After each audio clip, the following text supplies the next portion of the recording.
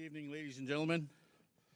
My name is Stephen Buffalo, and I'm the proud member of the Samson Cree Nation in Treaty 6, and also very honored to be part of the Alberta Next panel. I'd like to take a minute to recognize the land. Today, on this beautiful day, we acknowledge that we're gathered here on Treaty 8 territory. We honor the ancestral territories of the Cree, the Dene, and the Métis peoples who have walked and cared for this land for generations. For our people, and for the people who have come before us and who will come after us, and for who are here tonight. Let's have a great discussion about our great province. I'd like to now take this time and introduce our moderator, our master of ceremonies, former teammate of mine, record 1 penalty minute in the Junior B League in Medicine Hat, Alberta, Bruce McAllister. Thank you, my friend.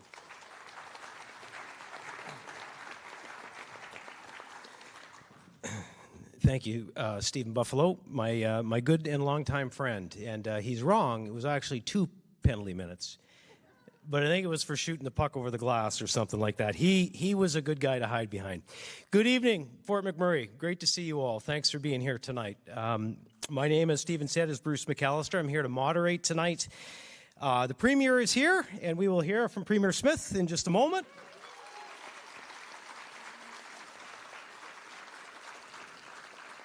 We have just an amazing panel with us tonight, and I just want you to know these are regular Albertans like you who care about Alberta, who have a diverse background and probably suggestions on where we might go, what we might do. We've assembled a great group of people that have volunteered their time. I'll introduce you to them momentarily. But again, thank you. Thank you all for coming. I want to remind you that we're here to hear from you this evening. So I'll set the scene a little bit and just say that the last decade has been difficult for Alberta policy-wise when dealing with Alberta. We put this panel together, and the Premier will make some introductory comments in a moment, as a way to address some of the issues that are on the minds of Albertans and people like you, give you an outlet to offer suggestions to your government. So we're going to do that this evening, and a few housekeeping rules, and this probably won't apply to the great majority of you, but we ask that you be respectful. Obviously, we won't tolerate any swearing or anything like that at the podium.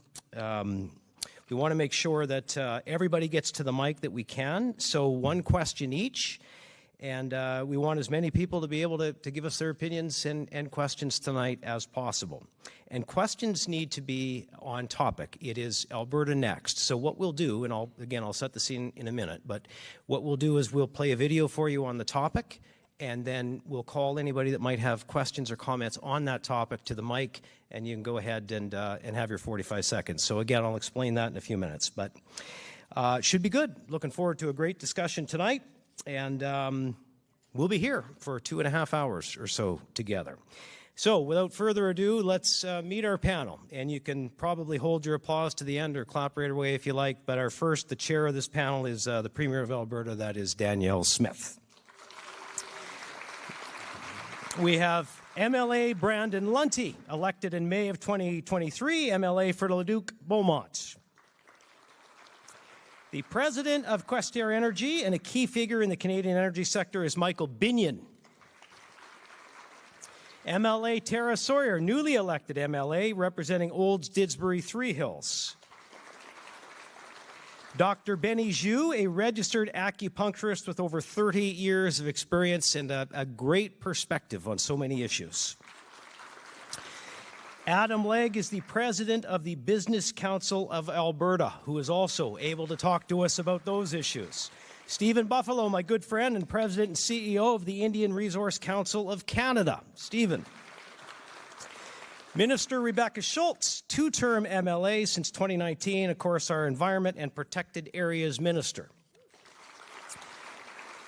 From the University of Calgary, economics professor and fiscal policy expert at the School of Public Policy, Dr. Trevor Tombe. The Honourable Bruce MacDonald, former Alberta Court of Appeal Justice from 2009 to 2023. Dr. Aiken Okaswati, a family and emergency doctor in Didsbury, section chief for the Didsbury Hospital, and so much more around Alberta. Dr. Aiken, thank you for giving your time for us. MLA Glenn Van Dyken, a guy I like to call a country gentleman, the MLA for Athabasca Barhead Westlock, and a long-serving MLA. Melody Garner Skiba, experienced leader across agriculture and nonprofit sectors and former president of the Lethbridge Chamber of Commerce. Samita Aman is the chair of the Premier's Council on Multiculturalism and a prominent advocate for many in Alberta. Samita. Andrew Judson, with nearly 30 years in capital markets and private equity, focused on energy finance and taxation from the Fraser Institute. And Grant Fagerheim is not with us tonight, but he is another oil and gas expert, and I know we probably got a few of them here tonight because we are in the heart of that industry here in Fort McMurray. So. Anyway, thank you for the gracious welcoming of our panel, and thank you to all of your panelists for volunteering your time. Now, before I explain how things go this evening, in a little more in depth, I think it's probably appropriate that we set the scene for you, and no better person to do that than the Premier of the province, and that is Danielle Smith. Would you please welcome her to the podium?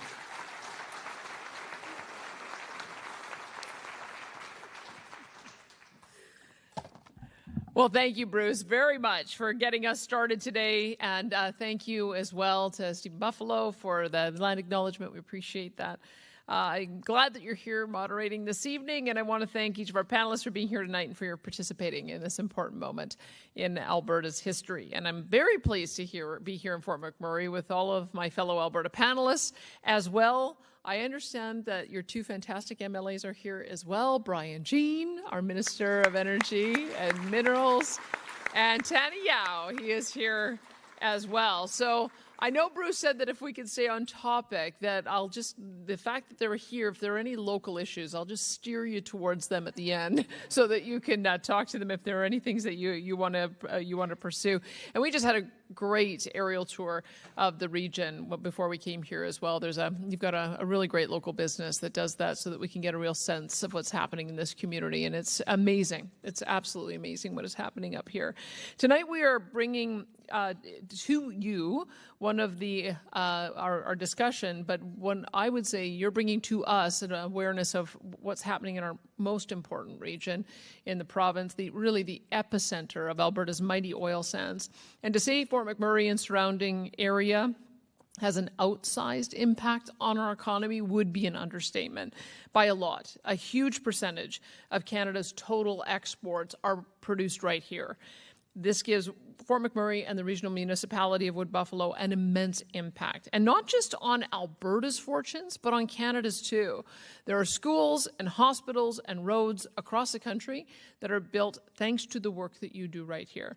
And millions of Canadians fuel their vehicles with energy products from this region. Without you, grocery store shelves would be empty, planes would be grounded, and cars would freeze up in the winter. Tonight is your opportunity to influence the future direction of Alberta, and I want to thank each of you for coming out to share your thoughts with us today and for choosing to participate in this crucial engagement process. The conversations that we have tonight and throughout the Alberta Next engagement period will help to shape the future of this province. And I would encourage you to go and look at the last time the government did this with the Fair Deal panel in 2019 and 2020, and the people of Alberta came up with 25 recommendations that have guided our work over the last 5 years. I'll give you some examples. We had the Equalization referendum that came out of our Fair Deal panel process. The panel wanted us to reduce internal trade barriers, and we have done that across the country. In fact, there's renewed effort to do that on the part of every premier. They wanted us to create economic corridors, and we have signed many economic corridors agreements with Saskatchewan and Manitoba, and then more recently with Saskatchewan and Ontario, as well as with the Yukon. They wanted us to challenge federal legislation in our areas of jurisdiction. And we have done that in spades. I think we've got about 15 lawsuits going in that regard. They wanted us to establish a chief firearms officer, which we did. They wanted us to create a presence in Ottawa, which we have. We now have an office in Ottawa representing us. They wanted us to diversify our energy sector, and that has also been done in spades. Relentlessly pursue more market access, As well, the ideas for referenda and citizen-initiated referenda came out of that process as well. And so that's just an example of the kind of ideas that came out of this kind of process. And I'm looking forward to hearing what you have to say for us this evening. For the last 10 years, Ottawa, led by the Liberal government, has taken direct aim at Alberta's core industries, from Bill C-69, the No More Pipelines law, to the tanker ban, to the oil and gas emission cap, which we all know is a production cap, to their net zero mandate on electricity and vehicles. In just the last 10 years alone, more than $500 billion in global investment capital destined for our resource sector has disappeared.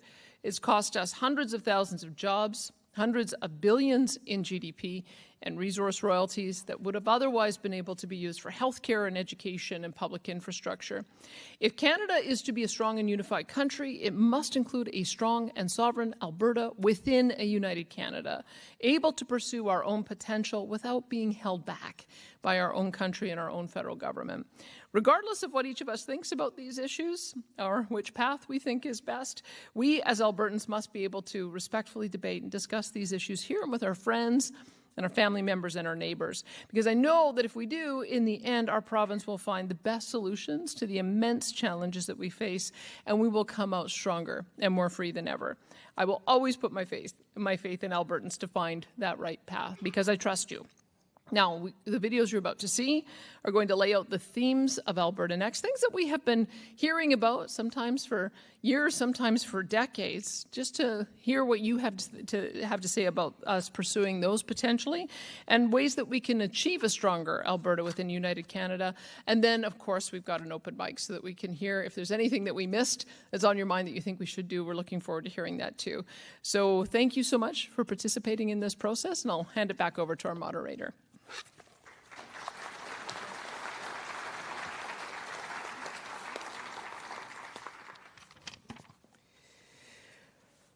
Okay, we have 6 videos tonight to show you, and here's what we'll do. So when the video plays, and the topics will be equalization and transfers, Alberta pension plan, provincial police force, constitutional changes, immigration reform, and provincial tax collection. So we'll play a video, and then we will allow for 15 minutes discussion on each topic. So if that's the topic that you wish to speak to, I'll ask you to head to the microphone when the video plays or when it's finished so that you can have your time.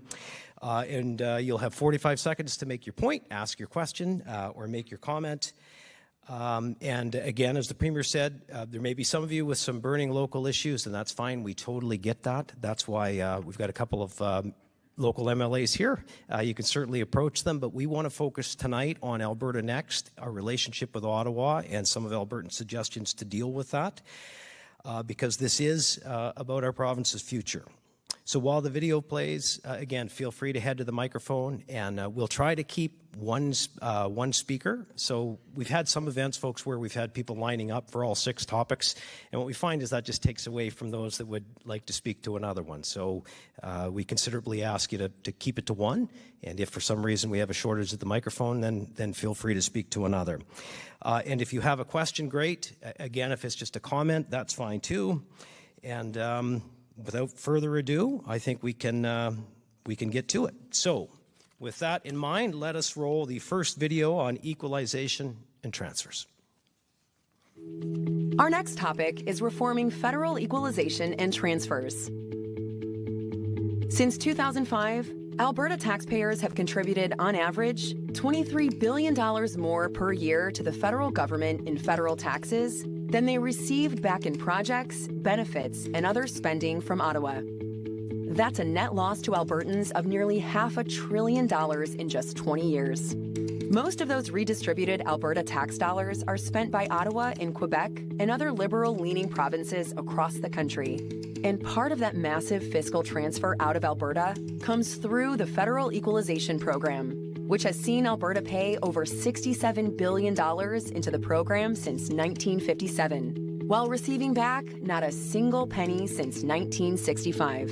In 2021, Albertans voted in a referendum to remove equalization from the Constitution, but Ottawa completely ignored us. So what next? Alberta can't stop these federal transfers on its own. The Alberta government doesn't write a check to Ottawa each year, and we can't ask Albertans to stop paying their federal taxes. The fact is, fixing this problem will require political support from other provinces.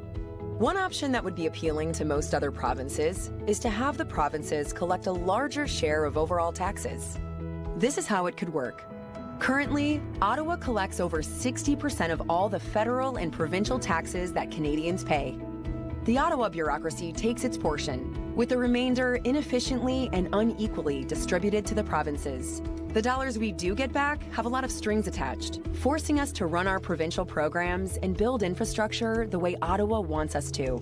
No provinces want that, especially the big ones like Quebec, Ontario, BC, and Alberta.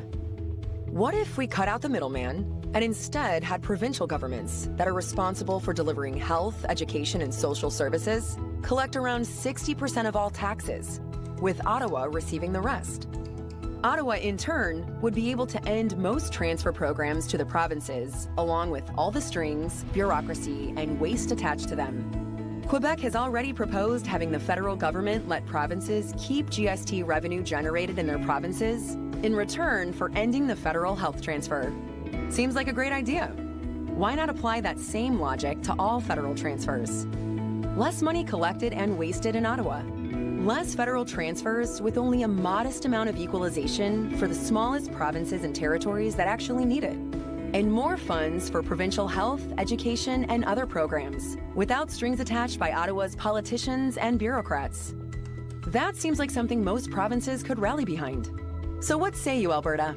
Should Alberta take a lead role in working with the other provinces to reform federal transfers and equalization by having the provinces collect a larger share of overall taxes, with Ottawa collecting less? And are there any other strategies Alberta should be looking at to alleviate the massive federal fiscal drain to Alberta?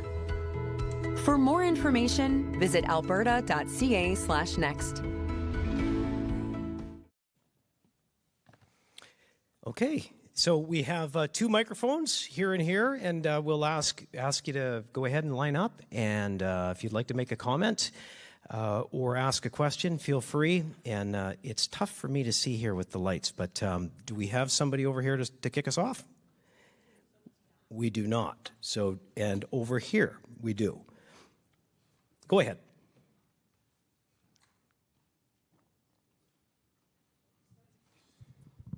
Hi, Michael. Hi, Rebecca. Hi, Stephen. How are you? And how's my favorite premier in the history of all of Alberta? Can we get a round of applause for Danielle Smith? My name is Robbie Picard, and I'm personal friends with most people up there. And I think we have the best premier, and who fights for us, and who's aggressive, and candidly has, you know, the biggest balls of all the premiers in all of Canada. So one more round of applause for Danielle. My question is for Premier Smith and my friend Michael Binion. I like what you said about Quebec. Quebec, you know, they seem to kind of get out of their contribution to Canada. Is it feasible to take their resources that they are not using right now and apply that to the system in a sense? What a great way to start the evening. I owe you $20 for sure, Robbie, for that. Mr. Binion, you want to jump in? Well, Robbie Picard is one of my favorites too, here from from Fort McMurray, and my family. I was born in Calgary. My grandparents were born all over Alberta, but I've never been to Fort McMurray, so I'm really pleased to be here. Thanks. Yeah, so I'll just make the one comment. The reason Robbie's asking me that question is my company discovered a very large natural gas project in Quebec, and I'll just give you a couple of points. One was one of the premiers, Pauline Marois, at one point said publicly, "Why should we develop our oil and gas? It would just reduce the equalization that we get." And so I don't actually mind the idea that if just like if a person's in hard times or a province is in hard times, that we might not want to help them out. But if you create a system that systemizes that to the point where a premier might say, hey, let's not even bother to develop our economy or our resources because we don't want to lose our equalization, it feels like there's something that needs to be changed. And so I certainly agree with the question of this video that Alberta should take a lead role in trying to change it. All right, Robbie, thank you. And Trevor, we have technical analysis we can provide to this, and probably will from other panelists, including the Premier, as the night goes on, but we'll go to another question over here. Hello, my name is Clyde Phillips. Like Robbie, I'm a huge fan of the Premiers. I began university... You guys are using up your time on that, so... Yeah. When I was 17 in 1985, I began my political science degree. And in 1987, studying Canadian government, I was very enthused about the Reform Party. I see the word reform up here on the screen. And one thing I believe with knowing about the populist ideology, I'd love to see the Premier take initiative to try to become someone that could change the Constitution as Prime Minister and look at an actual realistic strategy as we saw with the Reform Party in 1987, which kind of became what it is here today. And I actually believe that you have the capacity to make those changes more so as Prime Minister with a populist party that could be create fervor virtually overnight. All right. Well over 45, but great question. So it was a constitution question, but this is equalization. I think he was also asking me if I was going to run for Prime Minister, I know, to which I will know. have to say no. You know, the joke that I make is I go to bed and sleep so well at night because I don't spend 1 minute thinking about how to win votes in Toronto or Montreal. So I just think about how to win votes here. But there is we have a whole other section about whether we should be looking at constitutional change. So you may want to come up and give your ideas. I think there's about 9 different topics that we pursue in that video. So come back up to the mic when that one comes. You can tell me which ones you like the best. Excellent. Thank you. So equalization and transfers. Go ahead, sir. Hi. Appreciate everybody being here, the panel, and of course the Premier. I'm just going to keep it short here because the clock's ticking. Okay, so given, as shown in the video, given that Alberta's interest in prosperity depends on having cooperative partners, whether that is federal government or other provinces, we're hearing about all solutions that hinge on cooperation. But history has shown time and again that these efforts have been largely ineffective. Meanwhile, the area that matter most to Albertans, pipelines, immigration, international trade, and even interprovincial trade remain stalled and tied up in red tape. My question is, why are we still putting our hope in cooperative solutions that clearly don't deliver and are out of our control when the real leverage and perhaps the only path to meaningful results comes from a sovereign Alberta? Okay. Premier? There's a couple things. I might get Trevor Toome to comment on the equalization formula. Like some people will say, well, is there any point in trying to change the equalization formula? And he's got a good history of how many times it's changed in the past. And so I'd like him to talk about that. But just on the positive side of things, I can tell you the conversation that the premiers are having today around the table is a 180 from where we were 12 months ago. So 12 months ago, what we were talking about is how do we stop the federal government from continuing to beat us down with terrible law after terrible law after terrible law. And now we have the other premier saying, stop picking on Alberta and start addressing some of the issues. And we're doing joint communiques about how each one of us can develop our own resources. And that it doesn't matter what political stripe it is, because what we discovered through this C-69 process is it affects every mining project in the country as well.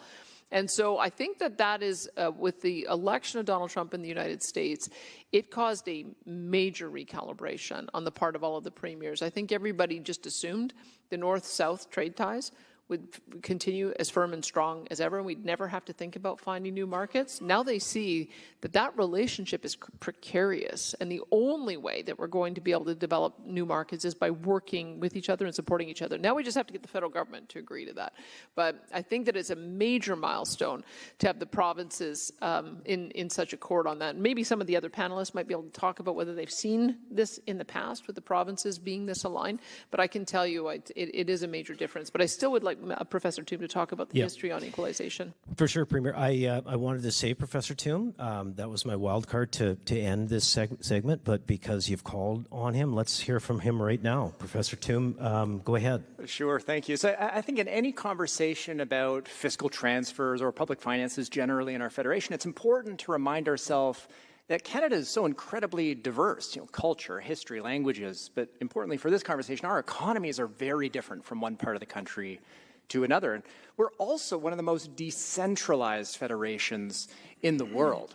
And so some kind of a program that helps less well-off regions, I'm thinking here the territories and the Maritimes in particular, fulfill their responsibility, health and education, that's always existed. But balancing these regional tensions because of the big differences has always been very hard. And so throughout history, right from the very beginning, we have concerns raised around the structure and design details of federal provincial transfers. And concerns raised by some regions are typically responded to productively by the federal government. Indeed, the last time we had a major equalization reform, it was led by an Albertan, Al O'Brien, right? And that was a really successful reform implemented by Stephen Harper in 2007. Prior to that, another major change to the program was led by concerns raised by Newfoundland and Labrador, primarily around the development of offshore resources, really needing a change to the program so that they wouldn't lose out as a result of developing resources. So tons of examples of provinces leading to national change in big, important ways in these programs. And right now, it's been nearly 2 decades without a serious look at the program. We're just a couple of years away from that being the longest stretch of time where no serious review has actually occurred. And I think it's due. There's lots of ways in which the program can be changed, and historically, it's provinces that lead that conversation. And maybe I'll loop back to the very first question that we had around Quebec. Could you incorporate into the program some measure of what their resource revenues could be? Well, that's kind of how most of the formula works right now. We don't ask how much personal income tax or sales tax revenue you actually raise. We ask what you could raise at some average level of taxation. We just don't do that for resources. And it's tricky to do, but some small changes in how we treat hydroelectricity revenues, which are very important in Quebec, can have a very, very big change. Just to illustrate magnitudes here, if Quebec's power prices were 2 cents a kilowatt higher, and they would still maintain the lowest power prices, 2 cents a kilowatt higher, and we didn't fix the size of the equalization program as we do now, then Quebec's equalization payment would fall by about $4.2 billion this year. And so there are important ways in which how we design the details of the program can have big implications for the allocation of financial resources across the countries. But yeah, just to reemphasize the main point, it's provinces that typically lead that conversation. That's great insight. Premier, you were right to go to Trevor sooner. Of course you were right. Let's go over here. Oh, other side? Okay. Go ahead. Thank you. Good evening, Premier Smith and distinguished guests. So, to take your question, does Alberta need to take the lead? Absolutely. So, in very much the same way as Quebec takes the lead on the eastern side of Canada, we are the 2 provinces that probably have the most to gain or lose through this process. So having us at that stake, taking the lead or co-leading it with Quebec, I think helps to direct the conversations in the direction it needs to go. I'm happy to hear about some of the equalization thing, because that was the greatest concern people bring up, is the equalization tables, is it fair?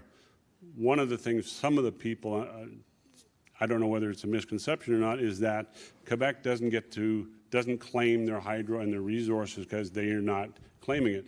And that alone, as mentioned, would change that formula dramatically.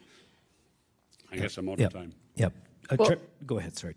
Sure. No, I think you're absolutely right. And I think one of the things you'll find as we're talking through each of these topics is these are the kind of things Quebec does already. And I think that's why they keep coming up every so often, is saying, is it time for us to take over tax collection, provincial police, pension, immigration. It's because Quebec already does that. And so that's one thing I would say. And I think you are also right. I mean, if we were to have a formula that said, okay, yeah, you can subsidize your electricity, but you can't get the difference from the equalization pod. As Professor Toom said, that alone would bridge the gap by $4.2 billion, or maybe higher if they're that much under market. But imagine if we did the same thing on resources. You can keep your vast supply of natural gas in the ground, Quebec, but we're going to impute a value of what you would gain in resource revenues if you developed it. And if you choose to keep it in the ground, that's great, but you can't get that differential from the rest of Canada and Alberta in particular. And so if we can start that kind of conversation, and talking about provinces take the lead, Albertans voted 62% to end equalization, and what was really interesting about what happened after that is Newfoundland and Labrador started looking at the program and said, why are we, the most indebted province with one of the lowest populations, why are we transferring money to Ottawa so Ottawa can give it to Ontario and Quebec? It was never designed for small provinces to transfer money to the big, rich, robust economies. And so BC and Saskatchewan joined them in a lawsuit saying that's not fair. We need equivalent per capita transfers. So we already have 4 provinces that are saying we need to make some changes on this. So I think the ball is rolling, and we just have to see what the next stage is. Promise we'll do a straw poll on each subject before we wrap it. He might want a response. Sorry, don't mean to over-moderate with you. He and I were both talk show hosts at one point. But just because we've got a smaller audience, we might be able to allow for a follow-up. I think so. Okay, go ahead. Thank you. Yeah, that was my question for a follow-up. Is there any way to use Quebec's system against them by using their model as a best practice? And basically, by using that model, it would kind of redistribute the fairness across, because we'd be using the same policies that Quebec is using against them. Can I pose that question to Michael Binion? And the reason you're looking at me like you're not sure, Michael, but this is what we discussed a little bit earlier. Are you comfortable to chat about some of this? Sure. Well, it sort of comes up under the constitutional question in a way. But first of all, I want to make the comment, Premier, let's not start any discussions about leaving gas in the ground, please. I don't know. I'm not for that. Okay, let's not talk about using it against Quebec. Let's talk about using it for us. I would start with that, because I think Quebec does some things that are very effective for themselves. And one of them is that they have worked extremely hard to demonstrate the ability to govern themselves, which of course, if you have aspirations of more autonomy or more sovereignty, if you can't actually govern yourself, then you're a little bit like the teenager saying, I'm going to move out of the house, but I don't know how I'm going to pay the rent, and I don't have a job, right? So Quebec has really taken the effort to show responsible self-government. And I think that gives them a lot more impact when they talk about if we're not treated fairly within the Confederation, well, we actually are in a position to do something about it, because they've shown they can govern themselves. And I think that's the number one thing Alberta can do, is to prove and demonstrate that we also can govern ourselves. Premier, I'm going to give you the last word, but I just want to get to one more. And then we got to move to the next subject. So go ahead, sir. Hello. So in June, 95% of teachers voted in favor of strike action. Super. Now we're talking about, no, this ties into the equalization. Please don't cut me off, sir. Well, you're going to have to get to the subject matter, sir.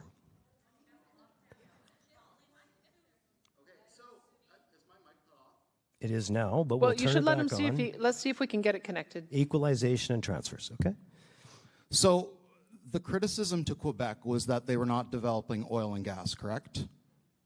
Now, criticism we could do for Alberta's government currently is we're spending hundreds of millions of dollars on bad Tylenol, that we're spending money paying off Australian mining companies to not mine coal, and our own Brian Jean has kind of changed his mind back and forth on that one. Okay.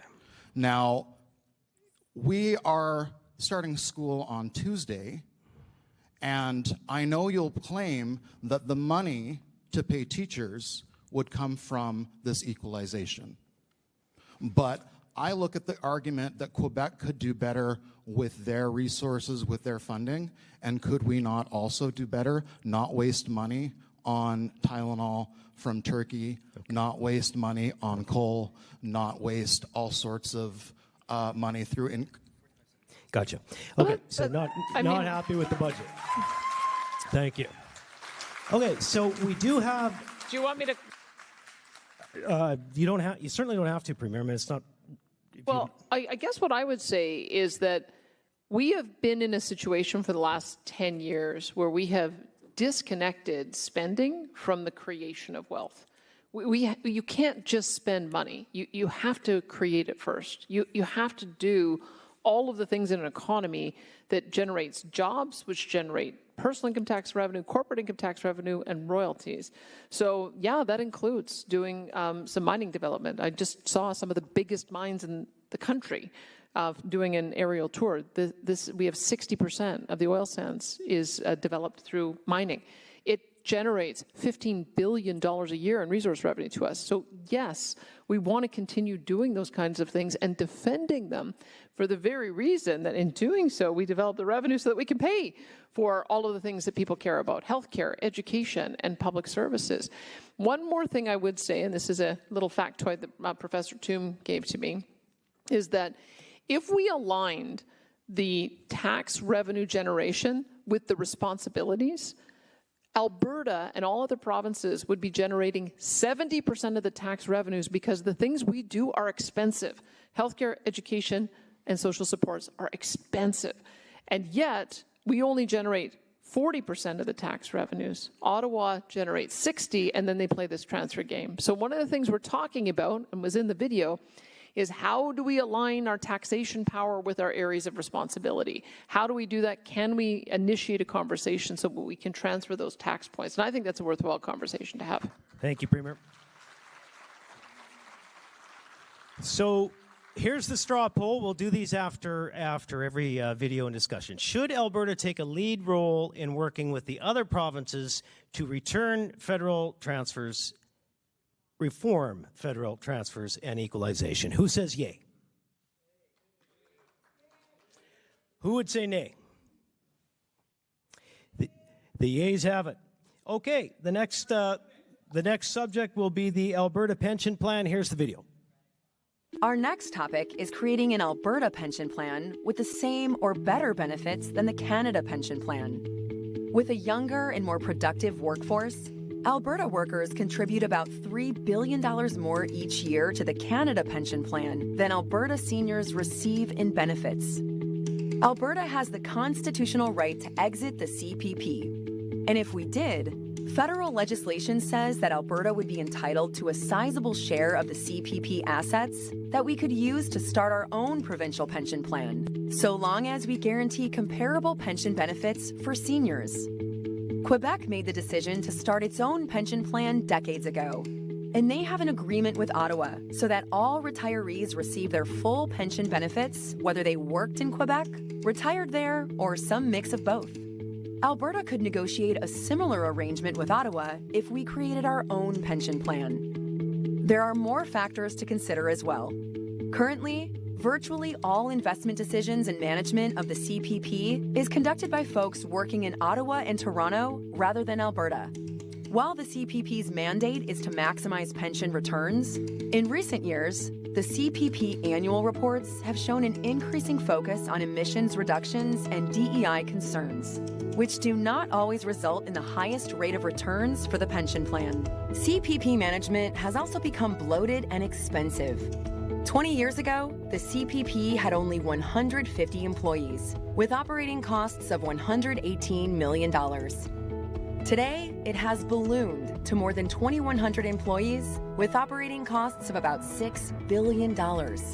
If Alberta opted to commence its own pension plan, the fund would be managed out of Alberta by Albertans, and investments could be focused exclusively on maximizing returns rather than adjusting for carbon dioxide and DEI-related objectives.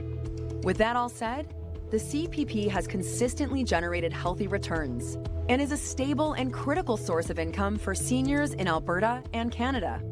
So, what are the benefits of Alberta choosing to withdraw from the CPP to create its own pension plan? 1. A big upfront payout. Alberta would get back a significant lump sum by exiting the CPP. The chief actuary in Ottawa has indicated our share would be at least $140 billion. That's plenty to start and build a strong Alberta pension plan from day one. 2, better benefits for seniors, lower premiums for Alberta workers. Thanks to our younger, more productive population, an Alberta pension plan could result in Alberta workers paying lower pension premiums on their paychecks, or seniors enjoying higher pension benefits, or a mix of both. 3, local control and boosting our economy. An Alberta pension plan would be managed right here at home, creating more jobs and growing Alberta's financial sector. We would also be insulated from the economic and demographic decline in Canada. Our investment decisions could also be steered clear of ideological decision-making and instead remain focused on the long-term rate of return for Alberta pensioners. But there are some risks to consider. 1, uncertain payout. The CPP exit rules aren't clear in the federal legislation, and Ottawa is notoriously anti-Alberta with its decisions. So the size of the lump sum Alberta is offered could be lower than it should be. This could result in a lengthy court battle with the federal government, and it could lower our ability to increase benefit payments for seniors or lower premiums for workers.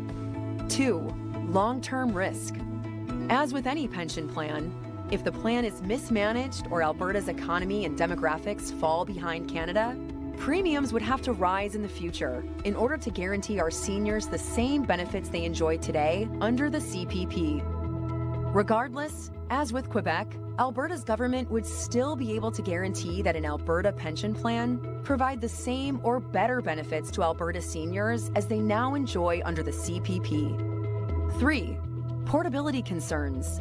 The Quebec pension plan and CPP have an agreement in place to ensure pensioners get the same single pension, regardless of where they worked or lived in Canada during their career. Alberta would expect a similar arrangement with Ottawa, but it is not guaranteed.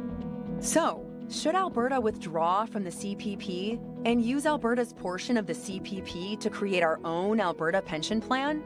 Or should we continue with the CPP as we do now? Okay, let's start on the right side of the room over here, or your left. Hi, my question would be for the Premier. My name's James Blank. I'm a proud Albertan. I've lived here in Fort McMurray for about 13 years now. Moved here from British Columbia, but I am honestly very proud to call Alberta my home.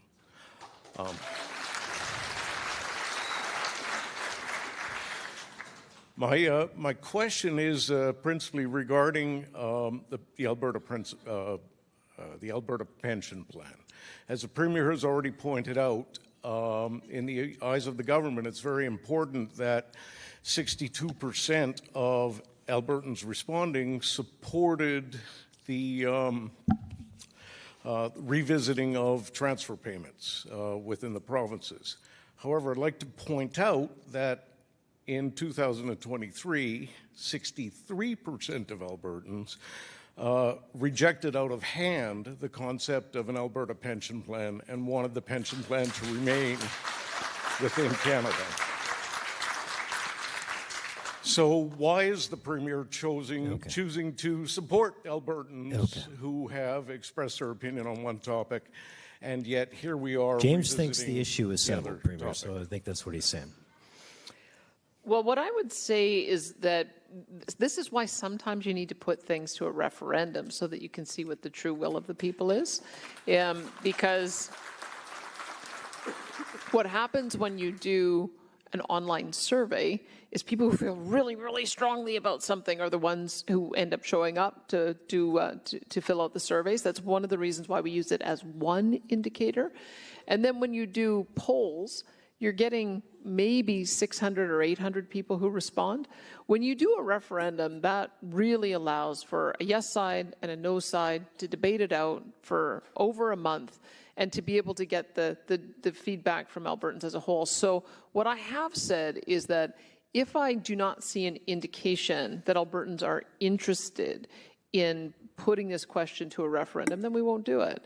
But what I have also seen is that the most recent polling that we did, more people are in favor of an Alberta pension plan than opposed to it, and there's still about a 20 to 25% undecided factor. So I don't really have a good gauge on that. That's part of the reason why we're doing this this town hall. It's part of the reason why we're going around the provinces. We want to see if people want us to put it to a referendum in the spring. Thank you, James. So thanks for the question. Let's go over here now.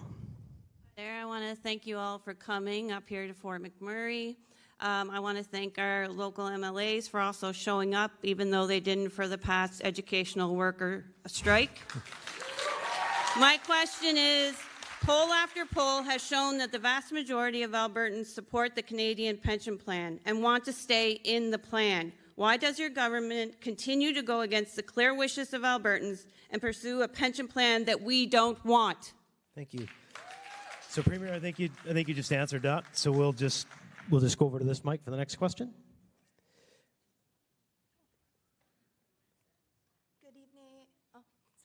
Good evening, Premier and honorable guests. My name is Larissa, and I grew up here in Fort McMurray, and I have parents who are retirement age. My question is, because we've had historically a pretty contentious relationship with Ottawa, so how will you ensure that Ottawa is going to give up this $140 billion of the CPP for Alberta to start its own pension plan? Well, I can probably get some others on the panel to talk about that, but I guess it's because it's the law. The Constitution gives to the provinces the right to have pensions. The decision was made in the 60s for Alberta to opt into a collective way of managing that. Quebec made a different approach. Quebec decided to set up their pension fund independently. On top of that, there's a statutory, it's ruled by law, what the formula is for determining what happens when a province leaves, what their entitlement is. We have a bit of a dispute with Ottawa about what that number is. I think Professor Toom's methodology was one that they seemed to indicate was one that they would be more open to. But this is the other fact of the matter, is that if we continue on in this plan, then we continue to overpay into the pension. Year after year after year, we're paying $9 billion worth of premiums. Our seniors get $6 billion worth of benefits. So every year, $3 billion per year, year after year after year, compounded, will go to Ottawa for them to determine what the investment approach will be without even asking us what our opinion is on it. And so I think, unfortunately, the federal government could have been more responsive. They could have treated us a little bit more like a stakeholder in this pension, and as a result, maybe made some decisions that might have been a little bit different in how they invested those dollars. But I would say, because it's established in the Constitution and in the statute, I don't know that I've ever seen a federal government that would just say, sorry, we're not going to do that. I don't know that they would have the ability to do that. I would think the courts would force that. But let me turn it over to Trevor, and he can maybe respond. I think that was a great answer. I'd only add that the law that kind of enumerates what the formula would be that pays out to a province, there's certainly still reasonable disagreement around what some of the interpretation is and the language there. But it's a type of law that Ottawa can't just unilaterally change. It requires 2/3 of the provinces representing 2/3 of the population to agree to change. So they're constrained in a way that's somewhat unique among other federal laws. And so there might, of course, be disagreement around the payout. The video noted that as one of the risks and sources of uncertainty, but that law is on the books right now. I'm going to save Andrew. I'm going to come to you in a minute, but first I want to get to some more people at the mics. Over here. Hello again. My question is actually from my wife. She wants to know all the discussions we've heard about the mystery number, what it's going to be. The reports that she's seen show that possibly only about half of what we expect of that 140 is what we can probably get. My question is this: with a potential huge shortfall such as that for this pension plan, what is the government's plan to make up those revenues if this actually happens? Yeah, quick response there. This gets to the uncertainty around what some of the words in the Act means. And if we dial back the clock 2 years when we began this conversation. There was a number put forward, then a follow-on report that I produced suggesting it might be half of that number, and that's the 140 billion number. So that one is based on kind of the smaller of the two interpretations already. And I think, who knows what the number will be at the end of the day, but we shouldn't think that the previous debate from 2 years ago suggests that half of 140 might be on the table. The 140 is the number that's roughly half of what was put forward initially. And I'll probably repeat something that Professor Touma said to me before and just look to make sure that I'm not misremembering what he said. You have to remember that the value of the pension that each pensioner receives is fairly modest when you compare it to what we put aside for our public sector pensioners, because people have said, well, why don't you just roll it all into one? And it's because the amount that our public sector pensioners get is quite a bit larger. So you get this impression that the amount the CPP needs to be equally large. And as it turns out, we would be able to give the same premiums and the same payout if they only transferred us $20 billion. So this allows, this would be 7 times the amount to have an equally solvent plan to the CPP, which means that we would not only be able to rebate some of the premiums that seniors overpaid over the years, but we'd also be able to reduce premiums in the long run. Am I summarizing you correctly, Professor? Yep, that's correct. 20 billion is that number. And go ahead, sir. I just want to say thank you for coming. I want to speak as someone who has worked all his life in Alberta. I've lived here all my life and paid into Canada Pension for some 50 years. And the more I read and the more I dig into the truth of the Canada Pension Plan, I would just encourage everybody to do that. It's pathetic and it's gross mismanagement. The way going from 150 employees to 2,100, 10 years, the last 10 years, that pension plan has only produced 8.4% growth. That's pathetic. You expect that in your year. Would any of you keep your same advisor if he only gave you 8.4% for 10 years? So my question is, when can we get out of the CPP and go with an APP? Okay, just hang on, Will. We'll ask the straw poll, although I think I know where it's going. I just want to make sure. I want to make sure that part of the task here tonight too is I want you to meet everybody on the panel, and still get to as many as you can. So I'm trying to graciously allow everybody to talk and let the Premier's expertise shine through because she's so damn good at all this stuff. But I want to get one more up here. Yeah, so my question is, you guys keep saying we give more than we get with the pension plan. What's the correlation between the number of people contributing in the province to the number of people receiving? Like, is there what's the ratio look like for that? Another part of that would be, I don't like the way the CPP is run, but given your guys' history of mismanaging money, same with like the MH Care scandal, again, Tylenol, why should we trust you to manage it better? Okay, that's... Well, a couple things I'd say. First of all, just have a look at Andrew Coyne's column on this in May. And one of the things that he points out is some of the stats that were raised by the person at the mic, that it went from about $150 million in management expenses to $6 billion in management expenses. And the reason they started off so cheap is they were able to manage it based on index funds. And then they changed to active management. So you would expect that with active management, you're paying a lot more, you should get better returns. It's been the reverse. They actually would have been better if they'd stayed with the cheaper management and put it into passive investment. So one of the things that we did is we hired new management at AIMCO, and we've returned to a lot more conservative investment strategy. One of the first things they did is fire their diversity, equity, and inclusion investment officer so that we could actually put a lens of returns rather than ideology on returns. And we also ended the ESG investment as well, because again, it should be about returns rather than about ideology. So I would say that those two things will return it to where it should be. And just the rough numbers that I gave you, that where our workers are paying in $9 billion, because remember that's workers and employers, and our pensioners are receiving $6 billion. That gives you an idea of what the ratio would be. And part of that is that we've got a younger workforce, higher workforce participation rate. So at the current state of the moment, we're upside down on that. We have fewer pensioners than we have those paying in. But Judson might want to weigh in on this too. Actually, that's exactly where I'm going. Andrew, before I end this.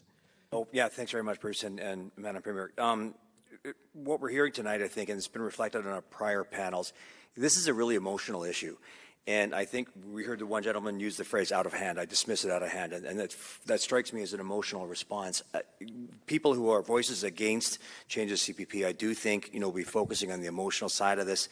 But no question, as we've already been hearing tonight, that the math is straightforward. An Alberta pension would be viable and sustainable and successful. That's just the math. The contributions by Alberta participants would fall and benefits would rise. But one of the vignettes I'll share with you, at a prior town hall, a gentleman rose to the microphone and he told us how his father was a federal civil servant in the finance department. And in the 1970s, late 70s, he told his then young son, you're going to have to do your own program because this CPP is going to be bankrupt. And it turned out not to be the case. And the reason largely is Alberta and the energy industry, and specifically the oil sands. We've already bailed this pension out once. And so I want to just convey to people confidence that this is something that we're entirely capable of managing and managing very successfully. Thank you. Okay, time to get to the question. And the question is, should Alberta create a pension plan with the same or better benefits than the Canadian pension plan? Who says yes? And who says no? I think the yeas have it. Okay, the next video, and that was a great discussion. The next video on the potential for a provincial police force. Our next topic is the potential creation of an Alberta police service to take over community policing from the RCMP. Today, roughly 80% of Albertans are served by local municipal police services, such as the Calgary, Edmonton, and Lethbridge City Police Services. However, Albertans living in most rural communities and a few mid-sized cities like Red Deer, Fort McMurray, and Airdrie are policed by the RCMP under Alberta's policing contract with Ottawa. And as is the case with most federal agreements, Alberta is getting shortchanged. To be clear, RCMP police officers and staff aren't the problem. They do all they can to protect us with the resources they have. The problem is Ottawa. Because the federal government is failing to provide the number of promised officers and resources to Alberta communities under the policing contract, response times are slow, staffing is stretched thin, and officers are often moved across the country at a moment's notice, resulting in little connection to the Alberta communities they serve. Furthermore, because of French language requirements, English-speaking Alberta officers do not qualify for senior RCMP positions. And ultimately, the RCMP's policing priorities are chosen by the federal government in Ottawa, rather than the provincial government in Alberta. Even the federal government itself has recently stated the RCMP should transition away from contract policing when current agreements expire in 2032. Ontario and Quebec have had provincial services for over 100 years. Why not Alberta? So, what are the benefits of Alberta withdrawing from the federal policing contract and creating our own provincial police service to provide community policing? 1, more local, more accountable. An Alberta police service would be run by and for Albertans, accountable to our province and not to the federal government in Ottawa. Police officers and support staff could build long-term careers in the Alberta communities they know and love. And any current RCMP officers and support staff working in Alberta would be invited to join a new Alberta police service. 2, safer rural communities. With local recruitment and stable placements, rural response times would improve considerably from where they are now, and coverage would become more reliable and tailored to each municipality and region.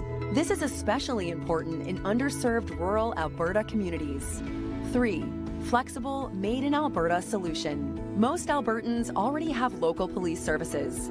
The province would assist larger communities like Red Deer, Fort McMurray, and Airdrie to transition to their own police services, while smaller, rural communities would be policed by the new Provincial Police Service. And of course, nothing would change for Edmonton, Calgary, and other communities that already have municipal police services in place.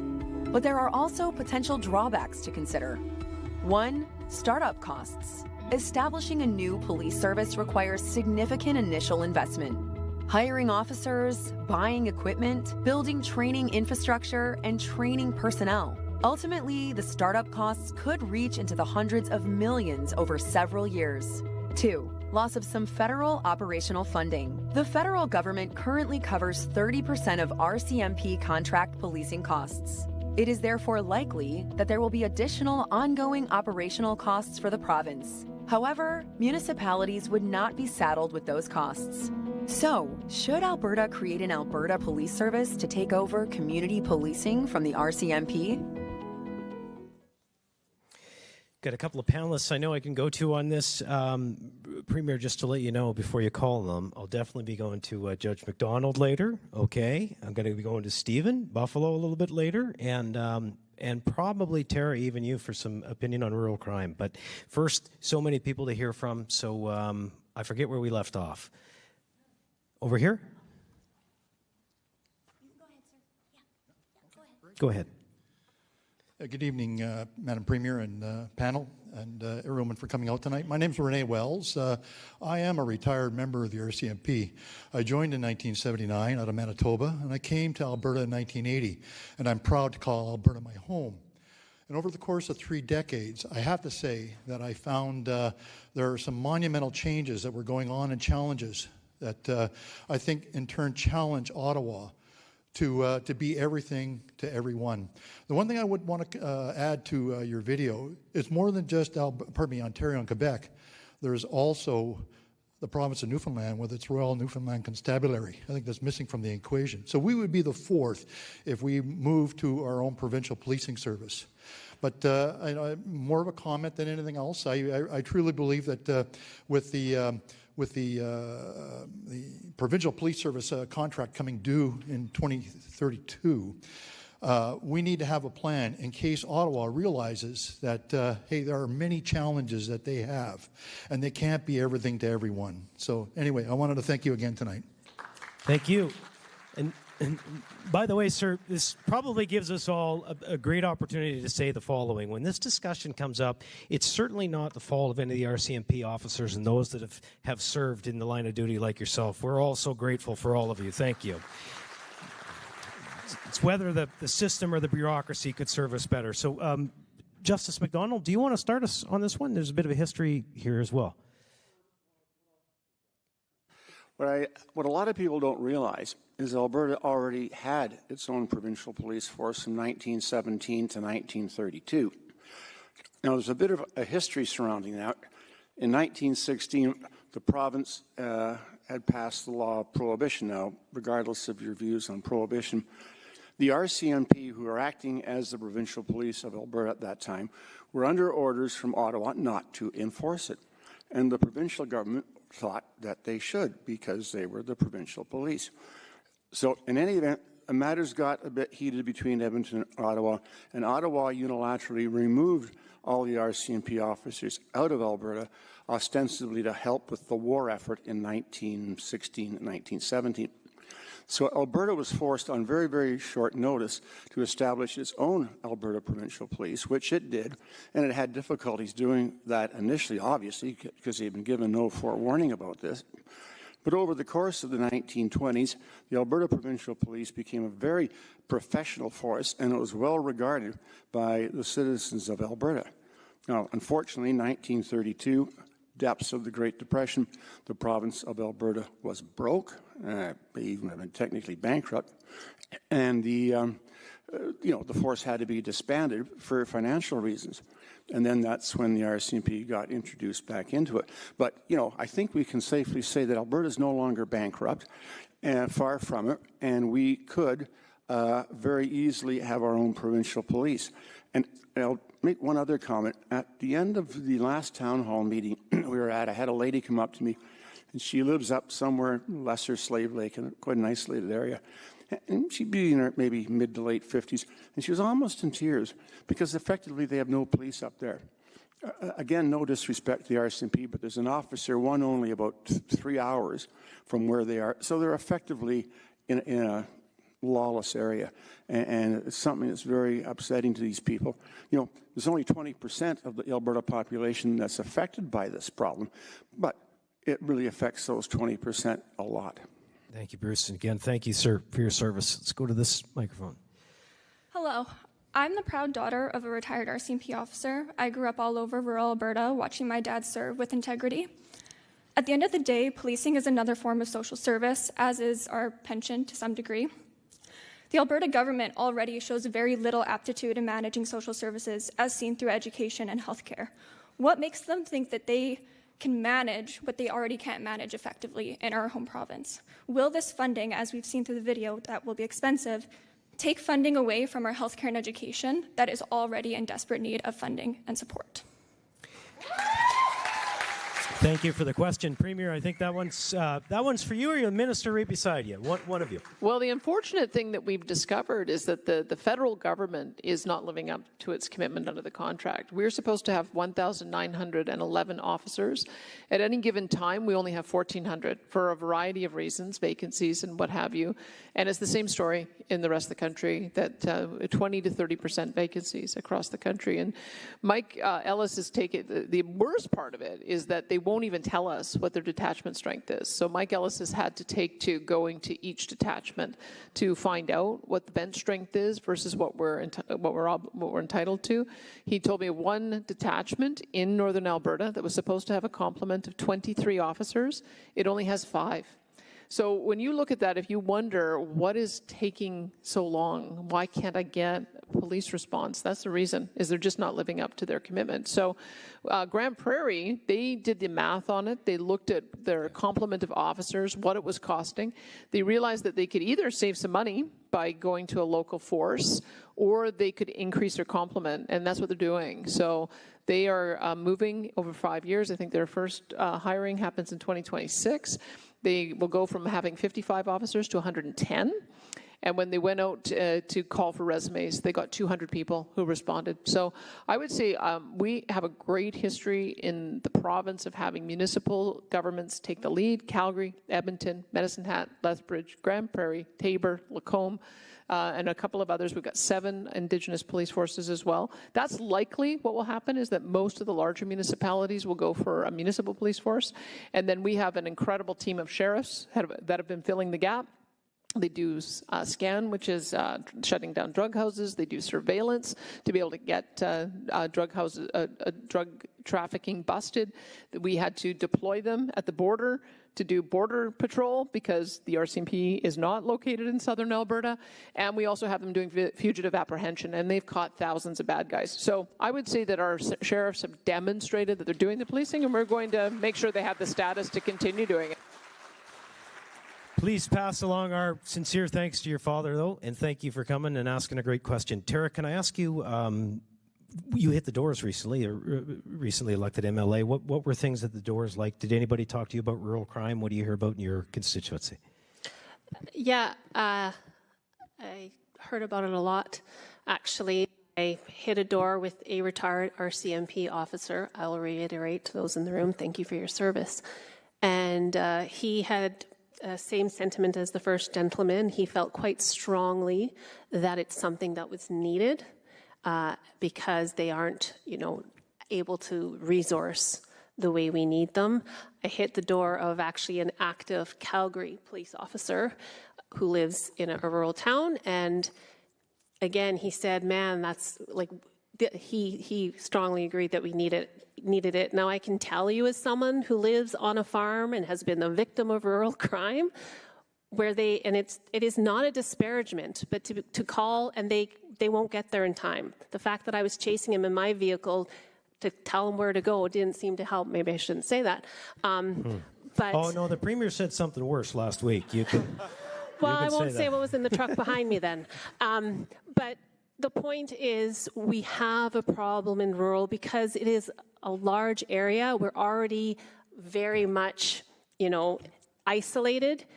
We do need more, but I will say the people I hit on the doors and the fact that that's just 2 that I hit that happened to be within that, they agreed with it. Yeah, sure. Absolutely. Police presence matters so much. I hear Mike Ellis say that all the time. Let's go to this line. Hello, Premier, and all of the representatives of the panel. My name is Phyllis Patura, and I grew up in rural northern Alberta and now reside here in Fort McMurray. And I guess one of my concerns is we're saying that maybe this rural police force will fall on the municipalities. How are we paying for that, being one of the communities with a very high tax base, as it is already for our municipal government?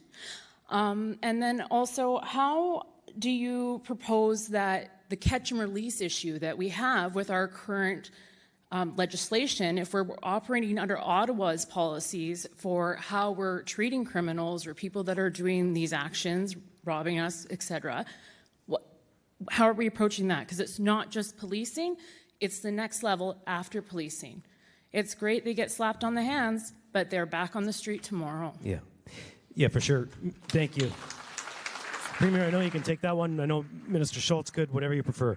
Well, I can tell you that Mike has talked to a lot of rural municipalities, and they already do pay a certain amount of money towards policing.